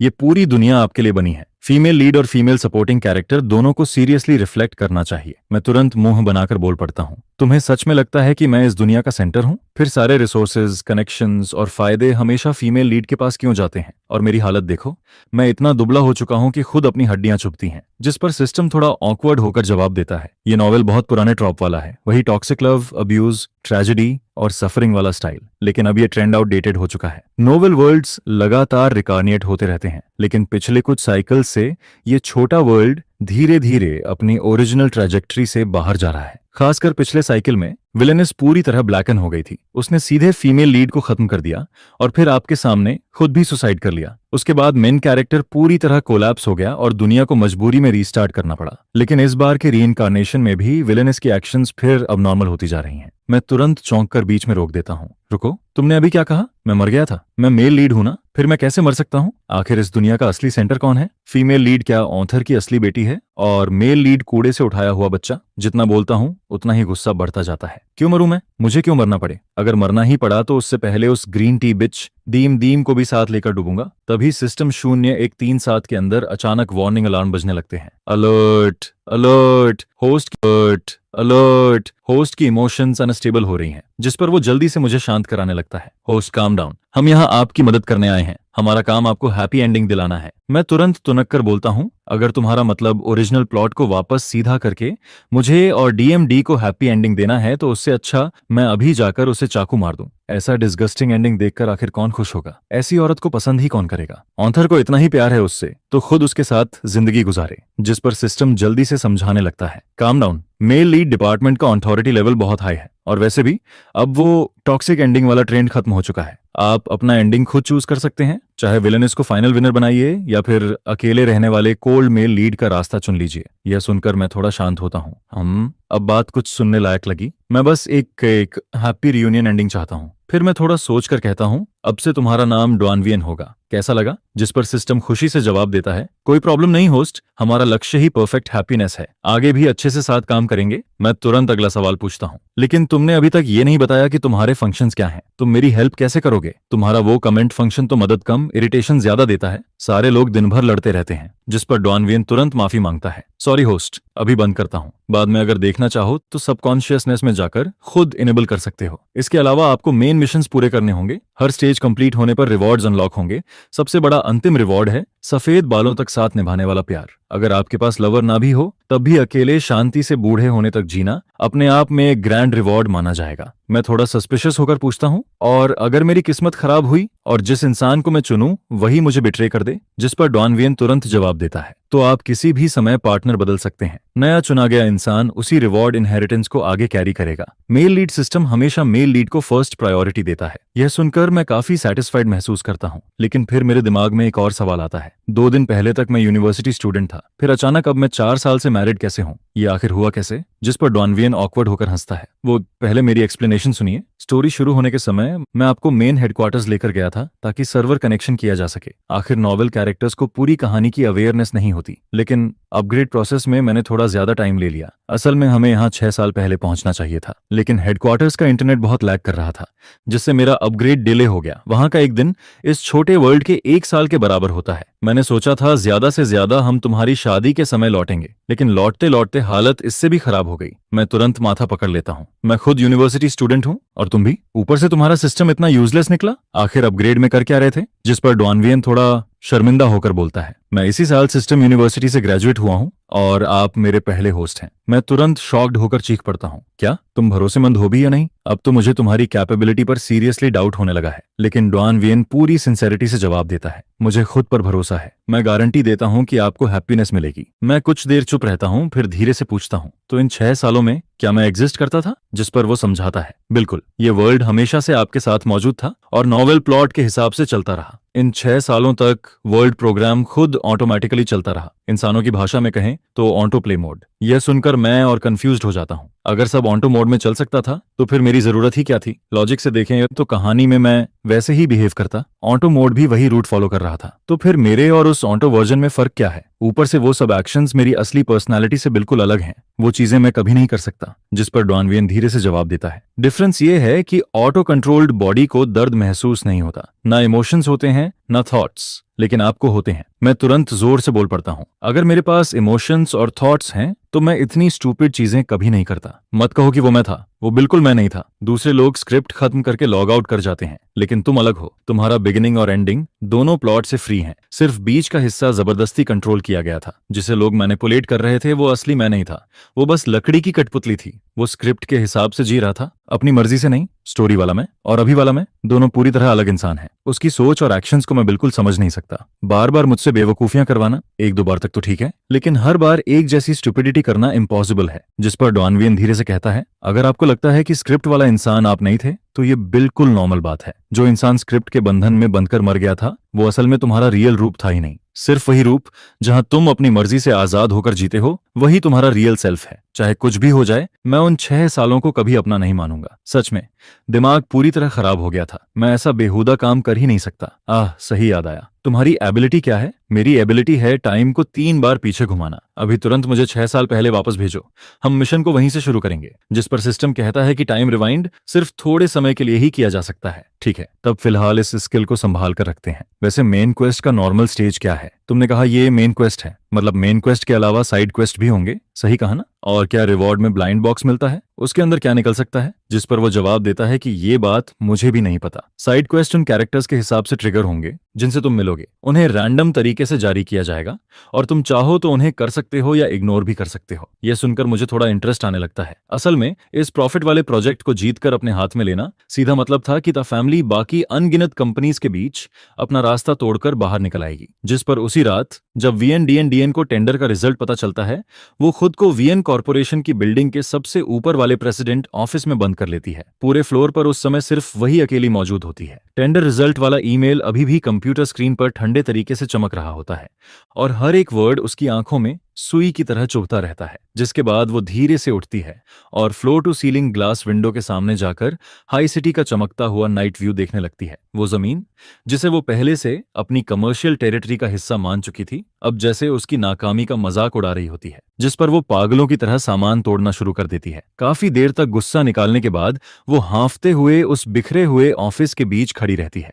उसके लंबे बाल पूरी तरह बिखरे होते हैं और माथे पर पसीना जमा हो चुका होता है। तभी उसका फोन स्क्रीन अचानक चमकता है। कॉलर आईडी पर उसके फियांसे तेन्हात बाज का नाम दिखाई देता है, लेकिन वो कॉल उठाती नहीं, बस उस फ्लैश होते नाम को घूरती रहती है। उसकी आंखों में बेहद ठंडी और डरावनी डार्कनेस दिखाई देती है। 3 महीने पहले गवर्नमेंट प्रोजेक्ट जीतने के लिए और टी फैमिली से 500 मिलियन का इन्वेस्टमेंट हासिल करने के बदले वीएनडीएन ने टीएनएच एटीबीएच के साथ एक गैम्बलिंग एग्रीमेंट साइन किया था। प्रोजेक्ट के अंदर टी फैमिली को 15% शेयर्स मिलने थे और प्रोजेक्ट के बाहर अगले 3 सालों में उसे हर साल 20% इंटरेस्ट के साथ पूरा पैसा लौटाना था।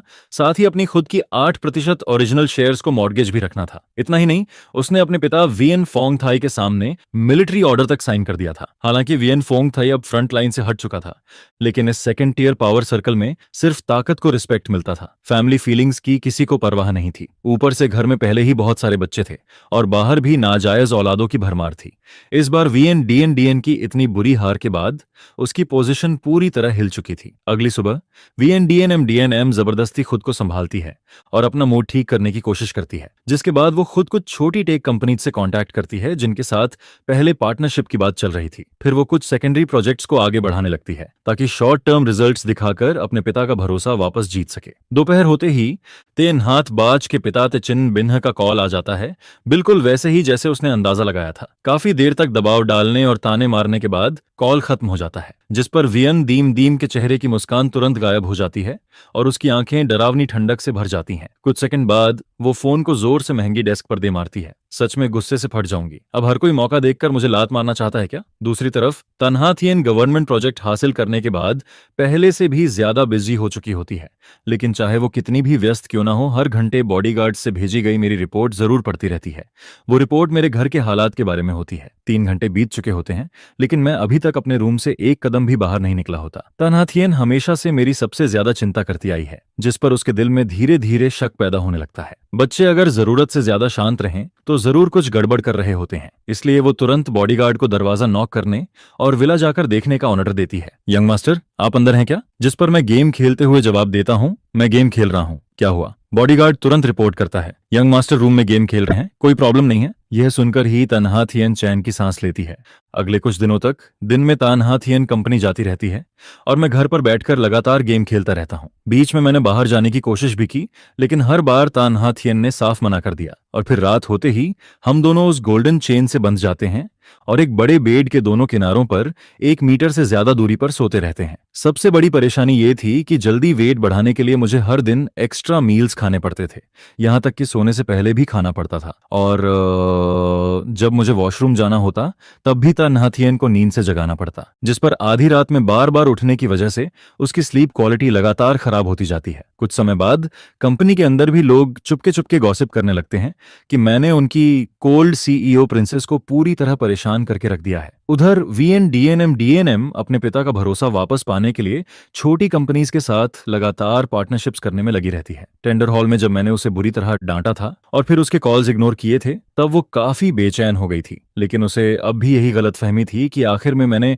तन्हा थियन को रोककर उसकी मदद की थी, इसलिए उसे यकीन था कि मेरे दिल में अब भी उसकी जगह बाकी है। उसे लगता था कि मैं बस थोड़ा नाराज हूं, लेकिन अफसोस उसके नीचे काम करने वाले लोग इतने निकम्मे निकले कि चाहे तन्हा थियन आती या नहीं, वो प्रोजेक्ट फिर भी उसके हाथ से निकल ही गया। इसके बाद जब उसे पता चला कि उसकी मदद करने की वजह से मुझे हॉस्पिटल तक जाना पड़ा, तब वो फुर्सत निकालकर फेक कंसर्न वाले मैसेजेस भेजने लगती है, लेकिन मैं एक का भी रिप्लाई नहीं करता, जिस पर उसे लगने लगता है कि शायद किसी ने मेरी फ्रीडम रिस्ट्रिक्ट कर दी है, इसलिए मेरा कॉन्टैक्ट टूट गया और फिर वो मेरे पुराने नंबर पर लगातार मैसेजेस भेजती रहती है। फिलहाल उन्हें सेव रहने देता हूँ, बाद में सबूत की तरह इस्तेमाल करूंगा। देखा जाए तो इस दुनिया में आए मुझे आधा महीना हो चुका था। शुरुआत का वो नया और एक्साइटिंग एहसास अब इस कैद जैसी जिंदगी ने पूरी तरह खत्म कर दिया था। हर सुबह आंख खुलते ही वही शानदार लेकिन ठंडा बेडरूम नजर आता है। मैं शॉर्ट वीडियो स्क्रॉल करता रहता हूँ, दूसरों की रंगीन जिंदगी देखता रहता हूँ और इतना फोन चलाता हूँ कि उंगलियां तक दर्द करने लगती हैं। आखिरकार मैं बेड पर ढेर होकर फोन को एक तरफ फेंक देता हूँ और सिस्टम को आवाज लगाता हूँ, ओए सिस्टम,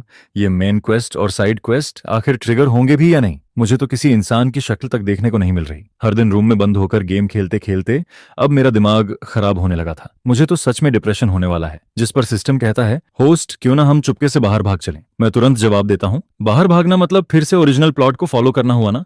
ओरिजिनल स्टोरी यही थी कि तन्हा थियन मुझे ऐसे कैद करके रखती है, फिर मैं भागता हूँ, उसके बाद वियन दीम दीम मुझे इस्तेमाल करके हर्ट करती है और आखिर में तन्हा थियन फिर से मुझे पकड़कर वापस ले आती है। ऊपर से अभी मेरी बॉडी इतनी कमजोर है कि कहीं बाहर गया तो सीधे मर ही जाऊंगा। यह सुनकर सिस्टम भी चुप हो जाता है। तुम्हारी बात में लॉजिक तो है, तब फिलहाल बॉडी रिकवरी पर फोकस करो। आखिर हेल्थ ही सबसे बड़ी पूंजी है। कोई भी मिशन करना हो उसके लिए मजबूत बॉडी चाहिए। और फिर अचानक उसे कुछ याद आता है, ओह हाँ, बॉडी रिकवरी की बात चली है तो याद आया, अगर तुम अपना वेट नॉर्मल लेवल तक वापस ले आते हो तो इसे हैप्पीनेस गोल का फर्स्ट स्टेज कंप्लीट माना जाएगा। मैं चौंक कर बोलता हूँ, क्या मतलब? सिर्फ बॉडी ठीक करना भी गोल कंप्लीट माना जाएगा? जिस पर सिस्टम समझाता है, बिल्कुल, हैप्पी एंडिंग की शुरुआत हेल्दी बॉडी और हेल्दी माइंड से होती है। मैं फिर पूछता हूँ, तो हेल्दी की डेफिनेशन क्या है? कम से कम तुम्हारे बेसिक स्टैट्स नॉर्मल होने चाहिए, कोई बीमारी नहीं होनी चाहिए, और अभी तुम्हारे लिए सबसे जरूरी है जल्दी से बॉडी में फ्लैश वापस लाना। मैं बेबस होकर बोलता हूँ, मैं आधे महीने से लगातार खा रहा हूँ, तब जाकर मुश्किल से 1-2 किलो बढ़ा है। सिस्टम तुरंत जवाब देता है, तुम्हारी हाइट 1.88 मीटर है, कम से कम 70 किलोग्राम तो होना ही चाहिए, इससे नीचे तो तुम पूरे स्केलेटन लगते हो। जिस पर मैं नीचे झुककर अपनी सूखी बॉडी को देखता हूँ और चुपचाप सिर हिला देता हूँ, फिर फोन को एक तरफ फेंक कर मन ही मन फैसला करता हूँ, लगता है अब और ज्यादा खाना ठूंसना पड़ेगा। इसके बाद मैं धड़धड़ाते हुए नीचे किचन की तरफ भागता हूँ। मावू, आज से मेरे लिए एक्स्ट्रा न्यूट्रिशन वाला खाना बनाना, जो भी चीज बॉडी के लिए फायदेमंद हो सब बना देना। जिस पर माँ वो मुस्कुराकर कहती है, यंग मास्टर चिंता मत करो, मैं आपको इतना ताकतवर बना दूंगी कि पहचान नहीं पाओगे। लेकिन लगता है माँ वो ने मेरी बात का मतलब थोड़ा ज्यादा ही अलग समझ लिया था। रात के डिनर टेबल पर मैं सामने रखे ढेर सारे डिलीशियस फूड को देखकर सीधे टूट पड़ता हूँ। वहीं दूसरी तरफ तन्हा थियन की नजर धीरे धीरे पूरे टेबल पर घूमती है। ग्रिल्ड ऑनियस्टर, मीडियम रेयर स्टेक, ताजी डीप सी फिश, हरे प्याज वाला egg dish, special chicken soup और साथ में वुल्फ बेरी टी तक रखी हुई थी। पूरा मेन्यू देखकर साफ लग रहा था कि ये पूरा मसल गेन पैकेज है। जिस पर मावू समझाती है, मिस आपने ही तो आफ्टरनून में खास इंस्ट्रक्शन दिया था। यंग मास्टर ने कहा कि अब से उन्हें बॉडी नरिशमेंट वाला खाना चाहिए। यह सुनकर तानहा थिएन के होंठ हल्के से फड़कते हैं। फिर वो मेरी तरफ देखती है और मैं तो पूरी दुनिया भूलकर खाने में लगा हुआ था। एक हाथ में ऑयस्टर पकड़कर सूप पी रहा था और दूसरे हाथ से स्टेक काट काट कर मुंह में भर रहा था। तन्हा थिएन आंखें बंद करके गहरी सांस लेती है, फिर हाथ के इशारे से माँ वू को बाहर भेज देती है। डाइनिंग रूम में अब सिर्फ कटोरियों की हल्की आवाज और मेरे लगातार चबाने की आवाज गूंज रही होती है। वो धीरे से पूछती है, इतना स्वादिष्ट है क्या? मैं तुरंत चमकती आंखों से जवाब देता हूँ, बहुत स्वादिष्ट। माँ वो की कुकिंग तो गॉड लेवल है। ये सूप तो कमाल का है। इतना बोलकर मैं बिना इमेज की परवाह किए सीधे गूज मीट उठाकर खाने लगता हूँ। तन्हा थिएन बस चुपचाप मुझे देखती रहती है। इस समय मेरी आंखों में सिर्फ खाने के लिए प्योर लव दिखाई दे रहा होता है, बाकी किसी चीज का नामो निशान तक नहीं था। जिस पर उसे अचानक एहसास होता है कि वो अभी जो बेकार की डार्क थॉट्स सोच रही थी, शायद वो जरूरत से ज्यादा सोच रही थी। इसके बाद वो भी धीरे से चॉपस्टिक्स उठाकर खाना शुरू कर देती है। मैं तुरंत बोलता हूँ, तुम भी जल्दी खाओ, इतना सारा खाना है, अगर नहीं खाओगी तो मैं सब खत्म कर दूंगा। यह बोलकर मैं अपने लिए फिर से सूप का बड़ा बाउल भर लेता हूँ। अब मैं पूरी सीरियसनेस के साथ वेट गेन मिशन पूरा करना चाहता था। दूसरी तरफ तन्हा थिएन मुझे ऐसे खाते हुए देखती है जैसे कोई ड्रैगन सब निकल रहा हो। उसकी आईलिड्स लगातार फड़कने लगती हैं। फिर वो कैजुअल तरीके से बोलती है, थोड़ा धीरे खाओ, ऐसे खाना मत ठूंसो, पिछली बार की तरह फिर हॉस्पिटल मत पहुंच जाना। लेकिन मैं अंदर से बहुत खुश था। मैं तो बस यही कैलकुलेशन कर रहा था कि आज की मील से कितने ग्राम फ्लैश और बढ़ेंगे। उधर सिस्टम भी लगातार मेरी कैलोरी इंटेक मॉनिटर कर रहा होता है। फिलहाल सब कुछ सेफ लिमिट के अंदर था, जिस पर मैं और निश्चिंत होकर फिर से ग्रीन ऑनियन फ्राइड एग उठाकर खाने लगता हूँ। मुझे इतने मजे से खाते देखकर तानहा थिएन का मूड भी काफी अच्छा हो जाता है। धीरे धीरे रात गहराने लगती है। वो मुझसे 1 मीटर से भी कम दूरी पर बेड के दूसरी तरफ लेटी होती है, लेकिन आज उसकी बॉडी टेम्परेचर थोड़ा ज्यादा महसूस हो रहा था। उसका माइंड भी हल्का हल्का डिस्टर्ब होने लगता है। हाल के दिनों में कियो थान का बिहेवियर सच में ऐसा लग रहा था जैसे उसने सब कुछ भूल चुका हो। पिछले कई सालों की बातें किसी एक्टिंग की तरह नहीं लग रही थीं। इतनी लंबी दूरी और कोल्डनेस कोई इंसान फेक नहीं कर सकता और ना ही इतना रियल दिखा सकता है। जिस पर तन्हा थिएन का मन अनजाने में उन दिनों की तरफ लौटने लगता है जब वो 20 साल की भी नहीं हुई थी। वो खूबसूरत यूथ वाले दिन जिन्हें वो बहुत पहले पीछे छोड़ चुकी थी। जो फीलिंग्स उसने समझा था कि खत्म हो चुकी हैं, वो अब फिर से धीरे धीरे जागने लगी थी। इतने सारे डिसअपॉइंटमेंट के बाद भी मेरे अंदर की सिंसियरिटी देखकर उसका दिल फिर से तेज धड़कने लगता है। लेकिन मुझे उसके दिल की इन उथल पुथल का जरा भी अंदाजा नहीं था। शुरुआत में मैं उसके साथ एक रूम और एक बेड शेयर करने को लेकर काफी रेसिस्टेंट था, लेकिन आधा महीना साथ रहने के बाद मुझे धीरे धीरे यकीन होने लगा कि तन्हा थिएन बस मुझे वियन दीम दीम से दूर रखना चाहती है और मेरी सेफ्टी प्रोटेक्ट करना चाहती है। इसके अलावा उसके मन में शायद कोई और हिडन इंटेंशन नहीं थी। ऐसे ही देखते देखते हमें साथ रहते हुए पूरा 1 हफ्ता गुजर जाता है। क्योंकि मैं हर दिन काफी ज्यादा खा रहा था, इसलिए मेरा वेट भी साफ तौर पर बढ़ने लगा था। पहले जो हाथ पैर बिल्कुल सूखे हुए लगते थे, उनमें अब थोड़ा फ्लैश वापस आने लगा था। एक सुबह मैं चुपके से इलेक्ट्रॉनिक स्केल पर चढ़ता हूँ। जैसे ही वेट 55 किलोग्राम पर रुकता है, मैं खुद को रोक नहीं पाता और गर्व से मुस्कुरा उठता हूँ। फिर मिरर के सामने खड़े होकर खुद को अलग अलग एंगल से देखने लगता हूँ। लेकिन दूसरी तरफ जो तन्हा थिएन हर दिन मेरे साथ लेवल अप कर रही थी, उसके अंदर जैसे कोई आग धीरे धीरे भड़कने लगी थी। वो आग रात में उसे बेचैन कर देती थी। आखिर उसकी हेल्थ कोई कमजोर नहीं थी और धीरे धीरे वही फीलिंग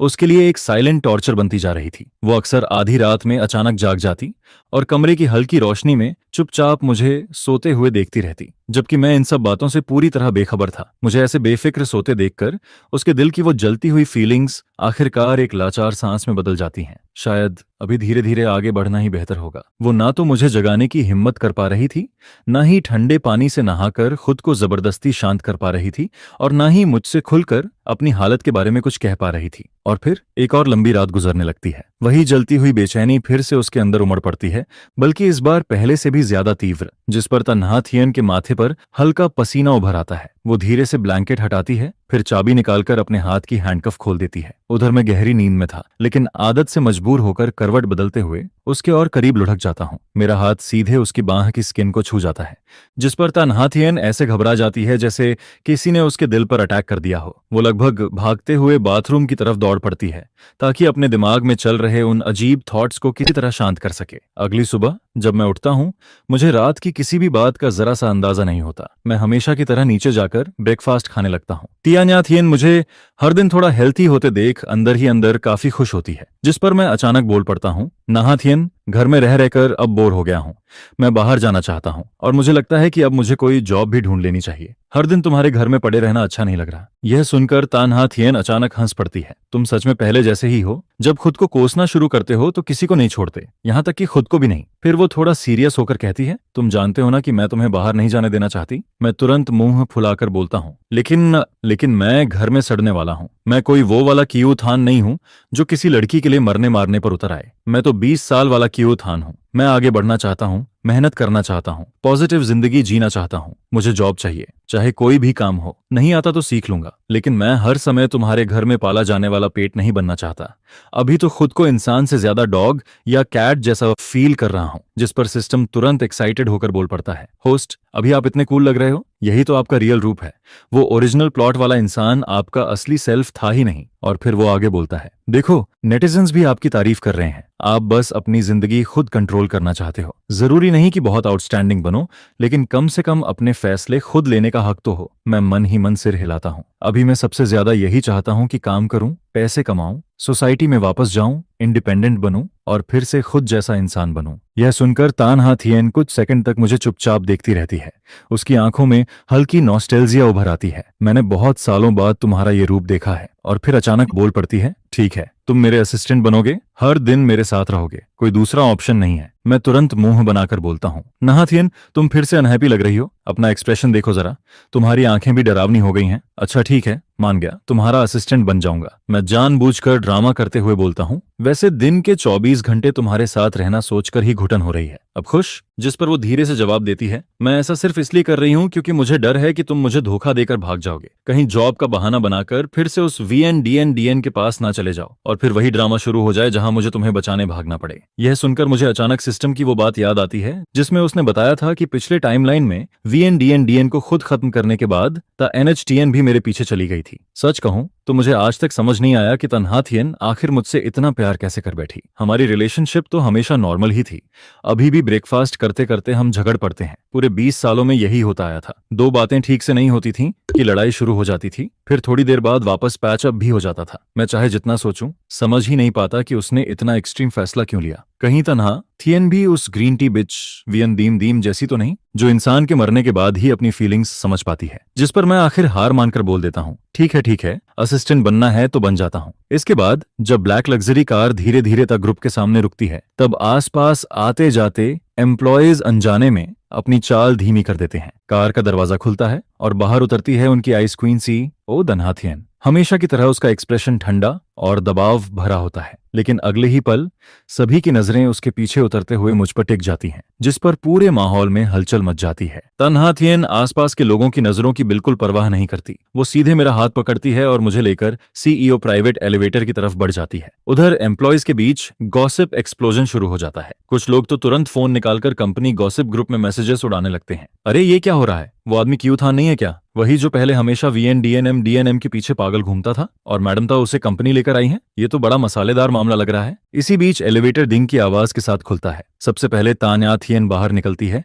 और मैं उसके पीछे पीछे चलता हूँ। टॉप फ्लोर के सारे एम्प्लॉयज तुरंत अपनी सीट पर सीधे बैठ जाते हैं, जिस पर तानहाथियन सीधे बोलती है, मेरे ऑफिस में आओ। जी ताटोंग। असिस्टेंट चू तुरंत अपना गॉसिप वाला चेहरा समेटकर हमारे पीछे चल पड़ती है। गुड मॉर्निंग ताटोंग, आपने बुलाया? लेकिन तानहाथियन के बोलने से पहले ही मैं एक्साइटेड होकर बोल पड़ता हूँ, सिस्टर चू, मेरे लिए भी एक डेस्क अरेंज कर दीजिए, आज से मैं भी यहाँ काम करूंगा। ये सुनकर असिस्टेंट चू पूरी तरह शॉक हो जाती है। उसे तो अपने कानों पर यकीन ही नहीं होता। जिस इंसान ने हमेशा कंपनी में प्रॉब्लम्स ही क्रिएट की थीं, वो आज खुद जॉब मांग रहा था। ये खबर किसी ब्रेकिंग न्यूज से कम नहीं थी। जिस पर वो कंफर्मेशन के लिए तानहाथियन की तरफ देखती है और तानहाथियन हल्के से सिर हिलाते हुए कहती है, मेरे ऑफिस में एक एक्स्ट्रा डेस्क लगवा दो। शुरुआत में इसे सिंपल वर्क दिया जाएगा। लेकिन मैं तुरंत विरोध करता हूँ, नहीं, मैं बाहर सबके साथ बैठकर काम करना चाहता हूँ। जिस पर तानहाथियन बिना मुझे देखे ठंडे स्वर में बोलती है, जैसा मैंने कहा है वैसा करो। मेरी रिक्वेस्ट सीधा रिजेक्ट हो जाती है और जैसा मैंने पहले ही सोचा था, तानहाथियन अब पूरी तरह डिक्टेटर बन चुकी थी। वो मुझे घूरते हुए वार्निंग देती है, अगर जॉब का बहाना बनाकर भागने की कोशिश की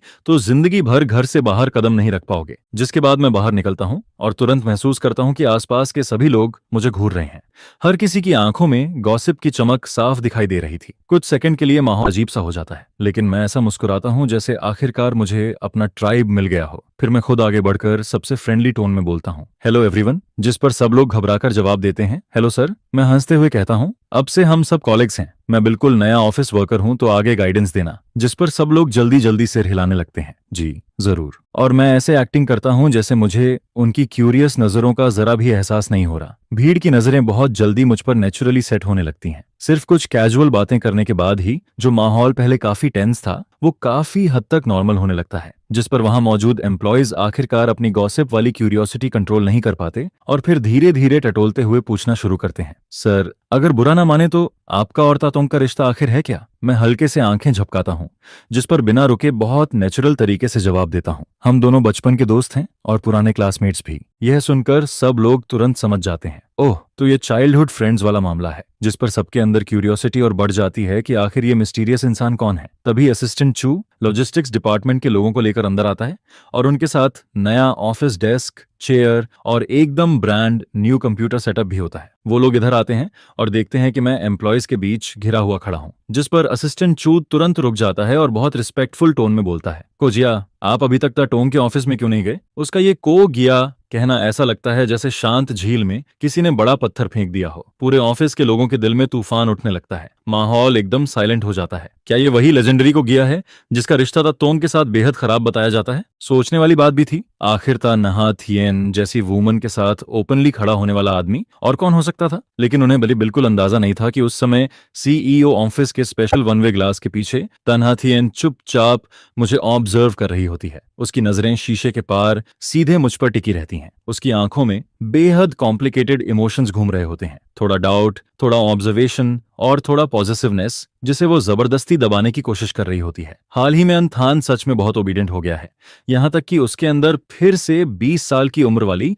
मिस्चीवियस एनर्जी और लाइवलीनेस वापस दिखने लगी है, लगभग परफेक्ट, बिना किसी फ्लॉ के। जिस पर तन्हा थियन मन ही मन सोचती है, हो सकता है ये उसकी और भी डेंजरस डिस्गाइज हो। मुझे जल्दी से उसकी कमजोरी ढूंढनी होगी और खुद उसके इस फेक मास्क को हटाना होगा। लेकिन अगले ही पल उसका दिल फिर सॉफ्टली कांप उठता है। लेकिन मैं सच में चाहती हूँ कि ये सब रियल हो, काश समय यहीं रुक जाए, काश अंदाज अंथान हमेशा ऐसा ही रहे। वो इंसान जो मुझ पर मुस्कुराता है, मुझसे बहस करता है और जब मैं उसे छेड़ती हूँ तब बस बेवकूफों की तरह हंस देता है। इसके बाद असिस्टेंट चू बहुत तेजी से मेरा पूरा वर्क स्पेस तैयार करवा देता है। न्यू जनरेशन वाला high and computer, office equipments, सब कुछ परफेक्टली सेट हो जाता है। अपना खुद का वर्किंग एरिया मिलने के बाद मैं बाहर से काफी प्रोफेशनल दिखने लगता हूँ। पूरी सुबह मैं कंप्यूटर स्क्रीन के सामने सीरियस बनकर बैठा रहता हूँ, कभी माथा सिकोड़कर सोचता हूँ, कभी कीबोर्ड पर टक टक टाइपिंग करता हूँ। देखने में ऐसा लगता है जैसे बहुत बड़ा एक्सपर्ट हूँ, लेकिन अंदर की हालत कुछ और ही होती है। डॉनविन, ये रिपोर्ट आखिर कहना क्या चाहती है? ये नंबर्स रिप्रेजेंट क्या कर रहे हैं और ये डॉक्यूमेंट फॉर्मेट कैसे अलाइन करते हैं? मैं इसे ठीक करता हूँ और ये और अगली हो जाता है। आखिर स्कूल में किसी ने ये सब सिखाया ही नहीं था। मैंने जिंदगी में कभी ऑफिस वर्क किया ही नहीं था। यहाँ तक कि इस VLVT नाम को देखकर भी मुझे क्रिंज फील होने लगता है। कलर कॉम्बिनेशन भी आंखें खराब करने वाला था, जिस पर मैं सेल्फ रिलायंस वाला प्रिंसिपल अपनाता हूँ। पहले सीक्रेटली फोन निकालकर गूगल सर्च करता हूँ। जो चीज बिल्कुल समझ नहीं आती, उसके लिए तुरंत डॉन वियन को कॉल करके रिमोट गाइडेंस मांगता हूँ। पूरा दिन स्ट्रगल करते करते निकल जाता है, लेकिन आखिरकार मैं कुछ बेसिक टास्क्स कंप्लीट कर ही लेता हूँ। इसके बाद तन्हा थियन मेरे सबमिट किए हुए डॉक्यूमेंट्स प्रिंट करवाती है और पेन से कुछ जगह हल्के हल्के टैप करते हुए समझाने लगती है, यहाँ लॉजिक गलत है, यहाँ डेटा रेफरेंस एक्यूरेट नहीं है और ये फॉर्मेटिंग भी कंपनी स्टैंडर्ड्स के हिसाब से नहीं है। मैं उसके पास झुककर ध्यान से सुनने लगता हूँ। उसकी आवाज बहुत सॉफ्ट और पेशेंट होती है, जिस पर मैं धीरे धीरे उसकी थिंकिंग प्रोसेस में खोने लगता हूँ। उसे प्रॉब्लम्स एनालाइज करते, एडिट करते और सॉल्यूशन निकालते देख मैं भी उसकी तरह सोचना सीखने लगता हूँ। धीरे धीरे बाहर शाम होने लगती है। तभी ठीक 5 बजे ऑफिस की छुट्टी वाली बेल बजती है। 1 सेकंड पहले तक मैं डीप कंसंट्रेशन में था, लेकिन अगले ही पल ऐसा लगता है जैसे किसी ने एनर्जी इंजेक्शन लगा दिया हो। मेरी आंखें चमक उठती हैं। मैं लाइटनिंग स्पीड से फाइल सेव करता हूँ, कंप्यूटर शट डाउन करता हूँ और एकदम स्मूथ मूवमेंट में खड़ा हो जाता हूँ। हो गया। मैं खुशी से बाहर भागने ही वाला होता हूँ कि तभी तन्हा थियन पीछे से बोलती है, अंथन तुम रिवाइज्ड रिपोर्ट वापस नहीं लोगे? जिस पर मैं बिना पीछे मुड़े जवाब देता हूँ, कल कंटिन्यू कर लूंगा। लेबर लॉ में लिखा है काम खत्म मतलब घर जाओ। मैं सीधे बाहर निकलने लगता हूँ और पीछे एम्प्लॉयज मुझे एडमिरेशन भरी नजरों से देखते रहते हैं।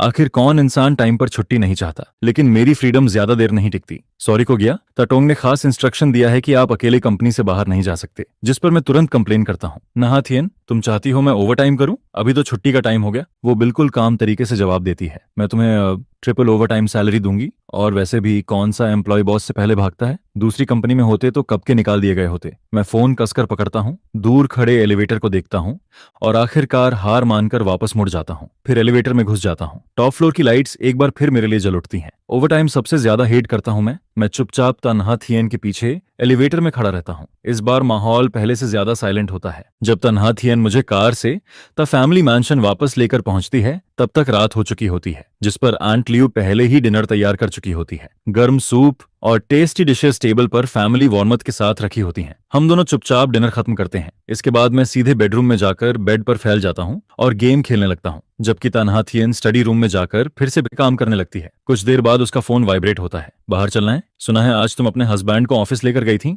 कैसा रहा सब? जिस पर तन्हा थियन इरिटेटेड होकर जवाब देती है, कहीं नहीं जा रही और कुछ खास नहीं हुआ। लेकिन सामने वाला तुरंत बोल पड़ता है, मुझे बेवकूफ मत बनाओ, तुम दोनों पूरे दिन साथ रहे, ना लड़ाई हुई ना कोल्ड वॉर, ये तो मिरेकल से भी रेयर है। तन्हा थियन आखिर कैजुअली बोल देती है, वो मेमोरी लॉस का शिकार हो गया है। इसके बाद वो और रिप्लाई करना बंद कर देती है। करीब 1 घंटे बाद डोरबेल बजती है। आंट लियू दरवाजा खोलती है और सामने को निम निम मुस्कुराती हुई खड़ी होती है। वो बड़े आराम से अंदर आती है जैसे घर उसका अपना हो। ओहो, तो फैमिली की बड़ी मैडम, मैं आ गई। वो ऊपर मौजूद तन्हा थियन को मैसेज भेजती है, तुम्हारा हस्बैंड कहाँ है? जिस पर तन्हा थियन इंस्टिंक्टिवली बेडरूम के बंद दरवाजे की तरफ देखती है। सिर्फ गॉसिप सुनने के लिए ये लड़की खुद यहाँ भागी चली आई थी। सियोनियम नेम तुरंत एक्साइटेड होकर बोलती है, ऑब्वियसली तुम दोनों अगर बिना लड़ाई के रह रहे हो तो ये किसी मिरेकल से कम नहीं है, इसलिए मैं खुद अपनी आंखों से देखने आई हूँ। को निम निम की आंखों में तुरंत एक्साइटमेंट चमकने लगती है, जिस पर तन्हा थियन बिल्कुल फ्लैट टोन में जवाब देती है, हम लोग जू के बंदर नहीं है जो तुम्हें स्पेशली देखने आने की जरूरत पड़े। लेकिन फिर को निम निम तुरंत टॉपिक बदलते हुए बोल पड़ती है, वैसे एक बात बता, अंथान तो हमेशा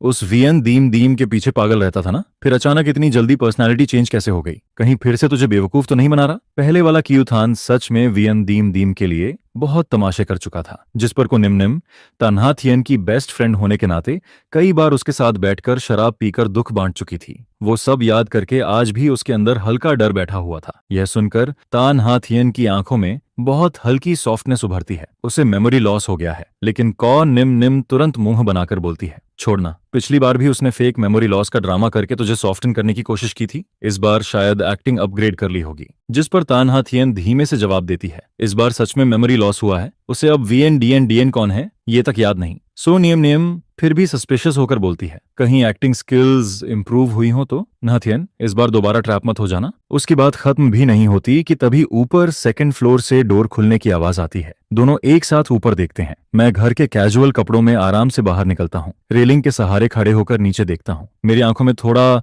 अनफैमिलियर फीलिंग और क्यूरियोसिटी दिखाई देती है, जिस पर कौ निम निम तुरंत खड़ी हो जाती है और ऑकवर्ड स्माइल के साथ बोलती है, हेलो जीजा जी, क्या हमारी बातें ज्यादा लाउड थीं? हमने आपको डिस्टर्ब कर दिया क्या? मैं धीरे धीरे स्टेयर्स से नीचे आता हूँ और हल्के से सिर हिलाकर ग्रीटिंग देता हूँ, काफी पोलाइट लेकिन डिस्टेंस बनाए रखते हुए। हेलो। उसी समय मैं दिमाग में तुरंत सिस्टम दोआन वियन को आवाज लगाता हूँ, ये कौन है? जिस पर सिस्टम तुरंत जवाब देता है, को निम्न फीमेल लीड की स्टार्टअप डेज वो बेस्ट फ्रेंड है। दोनों का रिश्ता बहुत क्लोज है और वो इकलौती इंसान मानी जाती है जो तन्हा थियन को खुलकर कुछ भी बोल सकती है। ये सुनकर मैं तुरंत समझ जाता हूँ। फिर कॉनिमनिम की इन्वेस्टिगेटिंग नजरों को इग्नोर करते हुए किचन की तरफ बढ़ जाता हूँ और फ्रिज से 2 मिनरल वाटर बॉटल्स निकाल लेता हूँ। मेरे जाते ही कॉनिमनिम एक्साइटमेंट में धीरे से बोल पड़ती है, अभी उसने मुझ पर स्माइल किया और खुद पहले हेलो भी बोला। पहले तो हर बार मुझे देखकर फ्यूनरल फेस बना लेता था, जिस पर तन्हा थियन काम होकर जवाब देती है, लगता है सच में मेमोरी लॉस हुआ है। क्योथान की मेमोरीज 20 साल की उम्र पर रुक गई हैं। बात की सारी बातें वो भूल चुका है। सियोनियम नेम तुरंत खुश होकर बोलती है, ये तो सेलिब्रेशन वाली बात है, चल बाहर चलते हैं, कुछ ड्रिंक्स लेते हैं, आज मैं ट्रीट दूंगी। तन्हा थियन कुछ सेकंड के लिए चुप रह जाती है, फिर धीरे से सिर हिलाती है, ठीक है। जिस पर कॉ निम निम तुरंत टीजिंग स्माइल के साथ बोलती है, अभी से हस्बैंड की चिंता शुरू हो गई? नाथियन, कहीं तू फिर से उससे प्यार तो नहीं करने लगी? लेकिन तानहाथियन उसकी बात इग्नोर कर देती है। वो मास्टर बेडरूम के दरवाजे तक जाती है और धीरे से नॉक करती है। अंदर से मेरी थोड़ी लेजी आवाज आती है, आ जाओ। दरवाजा खुलते ही मैं सोफा पर पैर चढ़ाकर बैठा होता हूँ। उंगलियां फोन स्क्रीन पर तेजी से चल रही होती हैं। गेम में सिचुएशन काफी इंटेंस लग रही होती है। स्क्रीन की लाइट मेरे फोकस्ड साइड फेस पर पड़ रही होती है, जैसे मैं पूरी तरह अपनी दुनिया में खो गया हूँ। जिस पर तन्हा थियन धीरे से बोलती है, क्यों थान, मैं को निम निम के साथ थोड़ी ड्रिंक्स के लिए बाहर जा रही हूँ, शायद देर हो जाए। मैं बिना सिर उठाए जवाब देता हूँ, हाँ हाँ जाओ ना, मैंने तुम्हें किसी गोल्डन डॉग चेन से बांधकर थोड़ी रखा है। मेरे ये बोलते ही तन्हा थियन का शरीर हल्का सा स्टिफ हो जाता है। वो बात जैसे सीधा उसके दिल में चुभ जाती है। वो कुछ कहना चाहती है, लेकिन सारे शब्द गले में अटक जाते हैं। आखिर में सिर्फ एक बिटर साइलेंस बचता है। वो मुझे काफी देर तक देखती रहती है, फिर धीरे से दरवाजा बंद करके बाहर चली जाती है। इसके बाद दोनों एक बार में पहुंचती हैं। चारों तरफ डिम लाइट्स, लाउड म्यूजिक और शराब की स्मेल फैली हुई होती है। तन्हा थियन बिना कुछ बोले लगातार 2 स्ट्रॉन्ग ड्रिंक्स खत्म कर देती है, जिस पर को निम निम तुरंत घबरा जाती है। अरे धीरे, तुझे क्या हो गया? लेकिन तीसरा ग्लास आते ही तन्हा थियन उसे भी एक ही सांस में खत्म कर देती है। फिर धीरे से बोलती है, क्या मैं उसे जरूरत से ज्यादा स्पॉइल कर रही हूँ? जिस पर को निम निम तुरंत जवाब देती है, तू उसे प्रोटेक्ट कर रही है। पहले जब भी तू उसे खुला छोड़ती थी, वो सीधे VNDN के पास भाग जाता था और फिर ढेर सारी प्रॉब्लम्स क्रिएट करता था। हर बार आखिर क्लीनअप तुझे ही करना पड़ता था। अब उसे मेमोरी लॉस हुआ है, सिचुएशन क्लियर नहीं है, इसलिए ज्यादा केयरफुल रहना जरूरी है। अगर फिर कुछ हो गया तो? लेकिन तन्हा थियन धीमी आवाज में बोलती है, उसे बंधा हुआ रहना पसंद नहीं तो मत बांध, लेकिन खुद को भी मत तोड़। तन्हा थियन बस एम्बर कलर ड्रिंक को ग्लास में घूमते हुए देखती रहती है, फिर धीरे से बोलती है, लेकिन अब वो प्रॉब्लम्स क्रिएट नहीं कर रहा, कम से कम थोड़ी शांति तो है। सोनियम नियम धीरे से समझाती है, फीलिंग्स को फोर्स नहीं कर सकते, धीरे धीरे सब ठीक होगा। लेकिन तन्हा थियन जैसे उसकी बात सुन ही नहीं रही होती। वो फिर खुद के लिए एक और ग्लास भर लेती है, जिस पर कौन निम निम हेल्पलेस होकर सिर हिला देती है। उसे समझ आ जाता है कि आज रात उसे ड्रिंकिंग पार्टनर बनना ही पड़ेगा। दोनों की ब्यूटीफुल अपीयरेंस पहले से ही बार में काफी अटेंशन खींच रही होती है। ज्यादा देर नहीं गुजरती कि एक लंबा आदमी ड्रिंक लेकर उनके पास आकर बैठ जाता है। वो मुस्कुराते हुए बोलता है, हेलो ब्यूटीफुल लेडीज, अकेले शराब पीना बोरिंग नहीं लगता? क्या मैं ज्वाइन कर सकता हूँ? जिस पर कौन निम निम पोलाइट तरीके से बोलती है, सॉरी मेरी फ्रेंड मैरिड है। लेकिन वो आदमी शेमलेस स्माइल के साथ जवाब देता है, मैरिड होने से फ्रेंडशिप थोड़ी रुक जाती है। वैसे भी मैडम का मूड ठीक नहीं लग रहा, थोड़ा बात कर लेते हैं। इस बार तन्हा थियन खुद कोल्ड वॉइस में बोलती है, मैं शादीशुदा हूँ। उस आदमी की स्माइल थोड़ी स्टिफ हो जाती है। उसकी नजर तन्हा थियन की खाली रिंग फिंगर पर जाती है। फिर वो प्रोवोकेटिव टोन में बोलता है, लगता है हस्बैंड से फाइट हुई है? देखिए, कभी कभी खुद को फ्री छोड़ देना चाहिए। क्या पता इस वक्त आपका हस्बैंड भी कहीं और मजे कर रहा हो। वैसे भी आपने वेडिंग रिंग भी उतार दी है, इतना सीरियस होने की क्या जरूरत? लाइफ छोटी है, एंजॉय करना चाहिए। उसी समय दूसरी तरफ मैं ऑनलाइन गेम में दोस्तों के साथ माइक ऑन करके खेल रहा होता हूँ। हम लोग एनिमी डुओ को इतना टॉर्चर कर रहे होते हैं कि वो ऑलमोस्ट रोने की हालत में पहुंच जाते हैं। तभी अचानक बिना वार्निंग के मुझे जोरदार छींक आती है। छी, मैं नाक रगड़ते हुए बड़बड़ाता हूँ, कौन याद कर रहा है मुझे? वापस बार में तन्हा थियन के आसपास का टेम्परेचर अचानक फ्रीजिंग लेवल तक गिर जाता है। वो आदमी की तरफ बर्फ जैसी ठंडी नजरों से देखती है। दफा हो जाओ। उसकी टेरिफाइंग ऑरा देखकर वो आदमी डर के मारे तुरंत भाग जाता है, जिस पर को निम निम राहत की सांस लेती है। लेकिन अगले ही पल वो नोटिस करती है कि तन्हा थियन लगातार अपनी राइट हैंड की रिंग फिंगर को देख रही है। वहां कुछ भी नहीं था। उनकी शादी शुरू से ही फेक मैरिज थी। पहले वाला क्यूथान उससे प्यार नहीं करता था और शायद फ्यूचर में भी नहीं करेगा। यही रियलाइजेशन उसके दिल को किसी स्ट्रॉन्ग अल्कोहल से भी ज्यादा जला रही थी। इसके बाद तन्हा थियन लगातार एक के बाद एक ड्रिंक खत्म करती रहती है। को निम निम उसे देखकर बेहद परेशान हो जाती है, लेकिन उसे समझ नहीं आता कि क्या बोले। आखिर जब तन्हा थियन काफी ड्रंक हो जाती है, तब को निम निम हार मानकर अपने लोगों को बुलाती है ताकि इस ड्रंक बॉस लेडी को सेफली घर पहुंचाया जा सके। रात का अंधेरा धीरे धीरे गहराने लगता है जब ड्राइवर तन्हा थियन को सहारा देकर कार से नीचे उतारता है। ठंडी रात की हवा उसके चेहरे से टकराती है, जिस पर उसका दिमाग थोड़ा क्लियर होने लगता है, लेकिन कदम अब भी लड़खड़ा रहे होते हैं। वो कौ निम निम का सहारा देने वाला हाथ झटक देती है और खुद ही विला के अंदर चलने की कोशिश करती है। धीरे धीरे स्टेयर्स चढ़ते हुए ऊपर बढ़ती है, जिस पर को निम निम समझ जाती है कि अब यहाँ उसकी जरूरत नहीं है और फिर आराम से वापस घर चली जाती है। बेडरूम के दरवाजे तक पहुंचकर तन्हा थियन रुक जाती है। वो ठंडी दीवार के सहारे टिकती है और थोड़ी ऑकवर्ड तरीके से अपनी ड्रेस ठीक करने लगती है। ये सब करने के बाद वो गहरी सांस लेती है और फिर धीरे से ठंडे डोर हैंडल को पकड़ती है। तभी कमरे के अंदर से मेरी एक्साइटेड आवाज सुनाई देती है, अरे क्यूट, ये तेरे लिए है। दरवाजा पूरी तरह बंद नहीं था, इसलिए मेरी आवाज साफ साफ बाहर पहुंच जाती है, जिस पर तन्हा थियन का हाथ तुरंत हैंडल पर रुक जाता है। ऐसा लगता है जैसे उसके पूरे शरीर का खून उसी पल जम गया हो और अगले ही सेकंड उबलते हुए सिर तक चढ़ गया हो। बार में उस आदमी की कही बातें अचानक उसके दिमाग में फिर से गूंजने लगती हैं, जैसे कोई शाप सच हो गया हो। उसके मन में तुरंत एक हॉरिफाइंग थॉट जन्म लेता है। क्यूथान ने कभी मेमोरी लॉस नहीं खोया था, वो हमेशा उसे धोखा दे रहा था। 20 साल वाले इनोसेंट लड़के जैसा बिहेवियर, वो सॉफ्ट एक्सप्रेशंस, वो ओबीडियंट एक्ट्स, ये सब बस केयरफुली बुना हुआ झूठ था, और शायद जहां उसकी नजर नहीं पहुंचती वहां कियू थान अब भी वीएन दीम दीम से सीक्रेटली कांटेक्ट में था, यहां तक कि उसे इतने प्यार से क्यूट कहकर बुला रहा था। सालों से तन्हा थियन अपने सपनों में काउंटलेस बार कियू थान को पुकारती रही थी। वो हमेशा चाहती थी कि एक दिन कियू थान भी उसे इतने प्यार से बुलाए, लेकिन उसने कभी नहीं बुलाया, एक बार भी नहीं। और अब वही शब्द वो किसी दूसरी औरत के लिए इस्तेमाल कर रहा था, जिस पर तन्हा थियन के अंदर जेलसी और शराब का नशा मिलकर खौलने लगता है।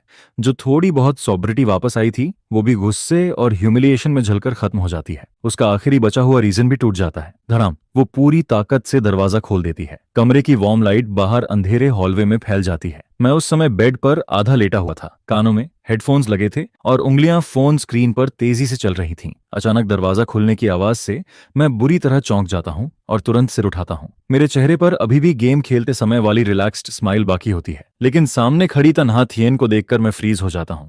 उसके गाल शराब की वजह से लाल थे, आंखों में हल्की ब्लड वेसल्स उभर आई थीं और उनमें ऐसा डिस्पेयर था जो मैंने पहले कभी नहीं देखा था। उसकी यूजुअल कोल्ड एलिगेंस पूरी तरह गायब हो चुकी थी। वो इस वक्त किसी घायल जानवर जैसी लग रही थी, जिसे कोने में धकेल दिया गया हो। वो मुझे घूरती रहती है। उसके होंठ काफी देर तक कांपते रहते हैं और फिर आखिर वो टूटती हुई आवाज में बोलती है, क्यों थान, तुमने मुझे धोखा दिया, तुम्हें मेमोरी लॉस हुआ ही नहीं था। मैं पूरी तरह कंफ्यूज्ड होकर सीधा बैठ जाता हूँ। मैंने तुम्हें क्या धोखा दिया? मैंने कभी झूठ नहीं बोला। झूठ नहीं बोला? वो लड़खड़ाते कदमों से अंदर आती है।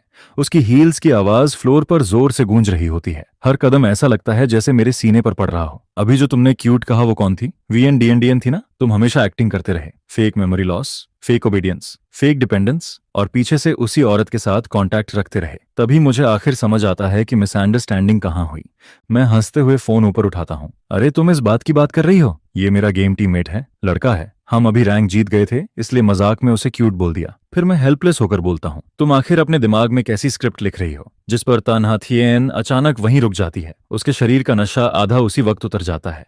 उसकी आंखों का गुस्सा धीरे धीरे शौक में बदलने लगता है। वो फोन की गेम स्क्रीन को देखती है, फिर मेरे इनोसेंट फेस को। उसके लाल पड़े गाल तुरंत सफेद पड़ने लगते हैं। मैं धीरे से बोलता हूँ, तन्हा थियन, मुझे पता है तुम किससे डरती हो। तुम डरती हो कि मैं फिर वीएन के पास चला जाऊंगा, सही कहा ना? मैं हल्की सांस लेकर आगे बोलता हूँ, लेकिन वो आदमी जो उसके लिए पागल था वो मैं नहीं हूँ। वो सिर्फ कहानी के कंट्रोल में चलने वाला पपेट था। मेरी मेमोरीज अभी भी 20 साल की उम्र पर रुकी हुई हैं। मुझे सिर्फ इतना याद है कि बचपन से हम दोनों हमेशा लड़ते रहते थे। तन्हा थियन के कंधे हल्के कांपने लगते हैं। वो मेरी तरफ नहीं देखती, लेकिन अब बहस भी नहीं करती, जिस पर मैं बेड से उतरकर उसके सामने आ जाता हूँ। मुझे याद है स्पोर्ट्स मीट में जब मैं फर्स्ट आने वाला था और एक्सीडेंट में गिर पड़ा था, तो मुझे स्कूल हॉस्पिटल तक लेकर गई थी। पूरे रास्ते मुझे डांटती रही, लेकिन मेरा हाथ इतना कसकर पकड़ा था जैसे छोड़ने से डर रही हो। मुझे ये भी याद है जब मेरे पास पॉकेट मनी नहीं होती थी, तुम मुंह से बोलती थी कि देना नहीं चाहती, लेकिन पीछे से सीक्रेटली पैसे पकड़ा देती थी। और तुम हमेशा कहती थी कि दुनिया के सारे मर्द मर जाएं, तब भी तुम मुझे पसंद नहीं करोगी। मैं हल्का मुस्कुराता हूँ, लेकिन मुझे पता है वो सिर्फ गुस्से वाली बातें थीं। इसके बाद मैं धीरे से हाथ बढ़ाकर उसके चेहरे से आंसू साफ करता हूँ। मेरी मूवमेंट्स थोड़ी क्लमजी होती हैं, लेकिन बेहद केयरफुल भी। पिछले आधे महीने में मैंने सब देख लिया। मुंह से तुम बोलती थी कि मुझे गोल्डन चेन से बांध कर रखना चाहती हो। तुम्हें डर था कि मैं भाग जाऊंगा, तुम्हें डर था कि मैं हर्ट हो जाऊंगा, लेकिन फिर भी तुमने मुझे सबसे अच्छी जिंदगी दी।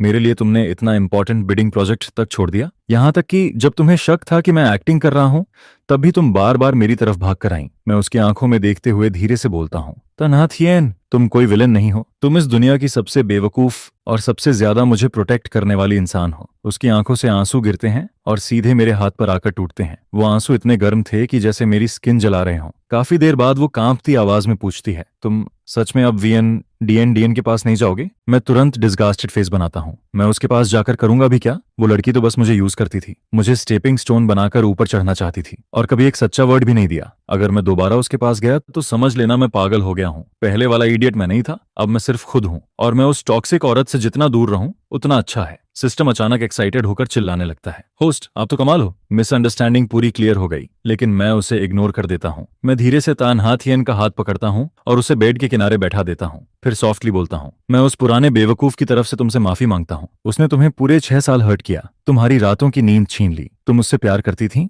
लेकिन तुम्हें उसे रोकने के लिए फोर्स और कंट्रोल का सहारा लेना पड़ा। ये सब उसकी गलती थी। मैं उसकी आंखों में देखते हुए आखिरी बार धीरे से बोलता हूँ, लेकिन आज से ये क्यू थान कभी भी तानहा थियन को दोबारा रुलाने नहीं देगा। तानहा थियन सीधे आकर मुझे कसकर गले लगा लेती है और मेरी कमर को पकड़कर अपना चेहरा मेरी गर्दन में छुपा लेती है, जिस पर पिछले 6 सालों से दबा हुआ उसका सारा दर्द आखिरकार फूट पड़ता है और वो एक छोटे बच्चे की तरह फूट फूट कर रोने लगती है। यह देखकर मैं धीरे धीरे उसकी पीठ थपथपाता रहता हूँ और मेरे दिल में उसके लिए बहुत दर्द भर जाता है। असल में तानहा थियन का मुझे कैद करके रखना कभी कंट्रोल नहीं था, बल्कि वो मुझे बचाने का उसका तरीका था। अगर वो हर पल मेरे पास रहकर मेरी देखभाल नहीं करती तो शायद वो इंसान जो अंदर से पूरी तरह टूट चुका था, कब का अकेलेपन और निराशा में मर गया होता, जिस पर उसने अपने सबसे ऑकवर्ड और एक्सट्रीम तरीके से मेरी जिंदगी को बचाकर रखा। फिर मैं उसके कान के पास धीरे से कहता हूँ, अब आगे से मुझे चेन से मत बांधना, मैं कहीं भागने वाला नहीं हूँ। अगर तुम्हें डर लगता है तो मैं जहां भी जाऊंगा तुम्हें साथ लेकर जाऊंगा। काम पर जाऊंगा तब भी तुम साथ रहोगी और काम से लौटूंगा तब भी तुम्हारे पास रहूंगा। इस जिंदगी में अब कभी तुमसे दूर नहीं जाऊंगा। जिस पर वो अपनी लाल और सूजी हुई आंखों से मुझे देखती है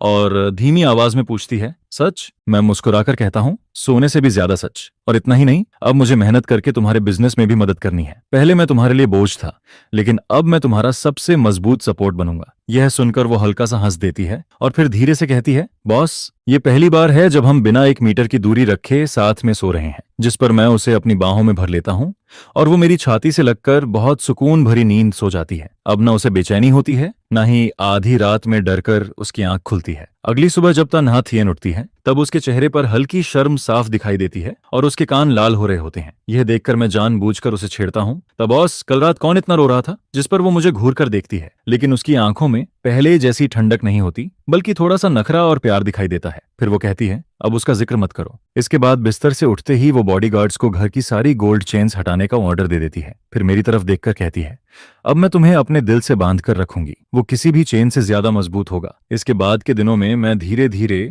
बिजनेस की दुनिया में खुद को ढालना शुरू कर देता हूँ। शुरुआत में तो मुझे रिपोर्ट्स तक पढ़नी नहीं आती थी, लेकिन बाद में मैं तानहा थियन से बिजनेस और कंपनी मैनेजमेंट सीखना शुरू करता हूँ, जिस पर मेरी प्रोग्रेस बहुत तेजी से होने लगती है। और जब भी वो मुझे सिखाती है तब वो बेहद पेशेंस के साथ हर चीज समझाती रहती है।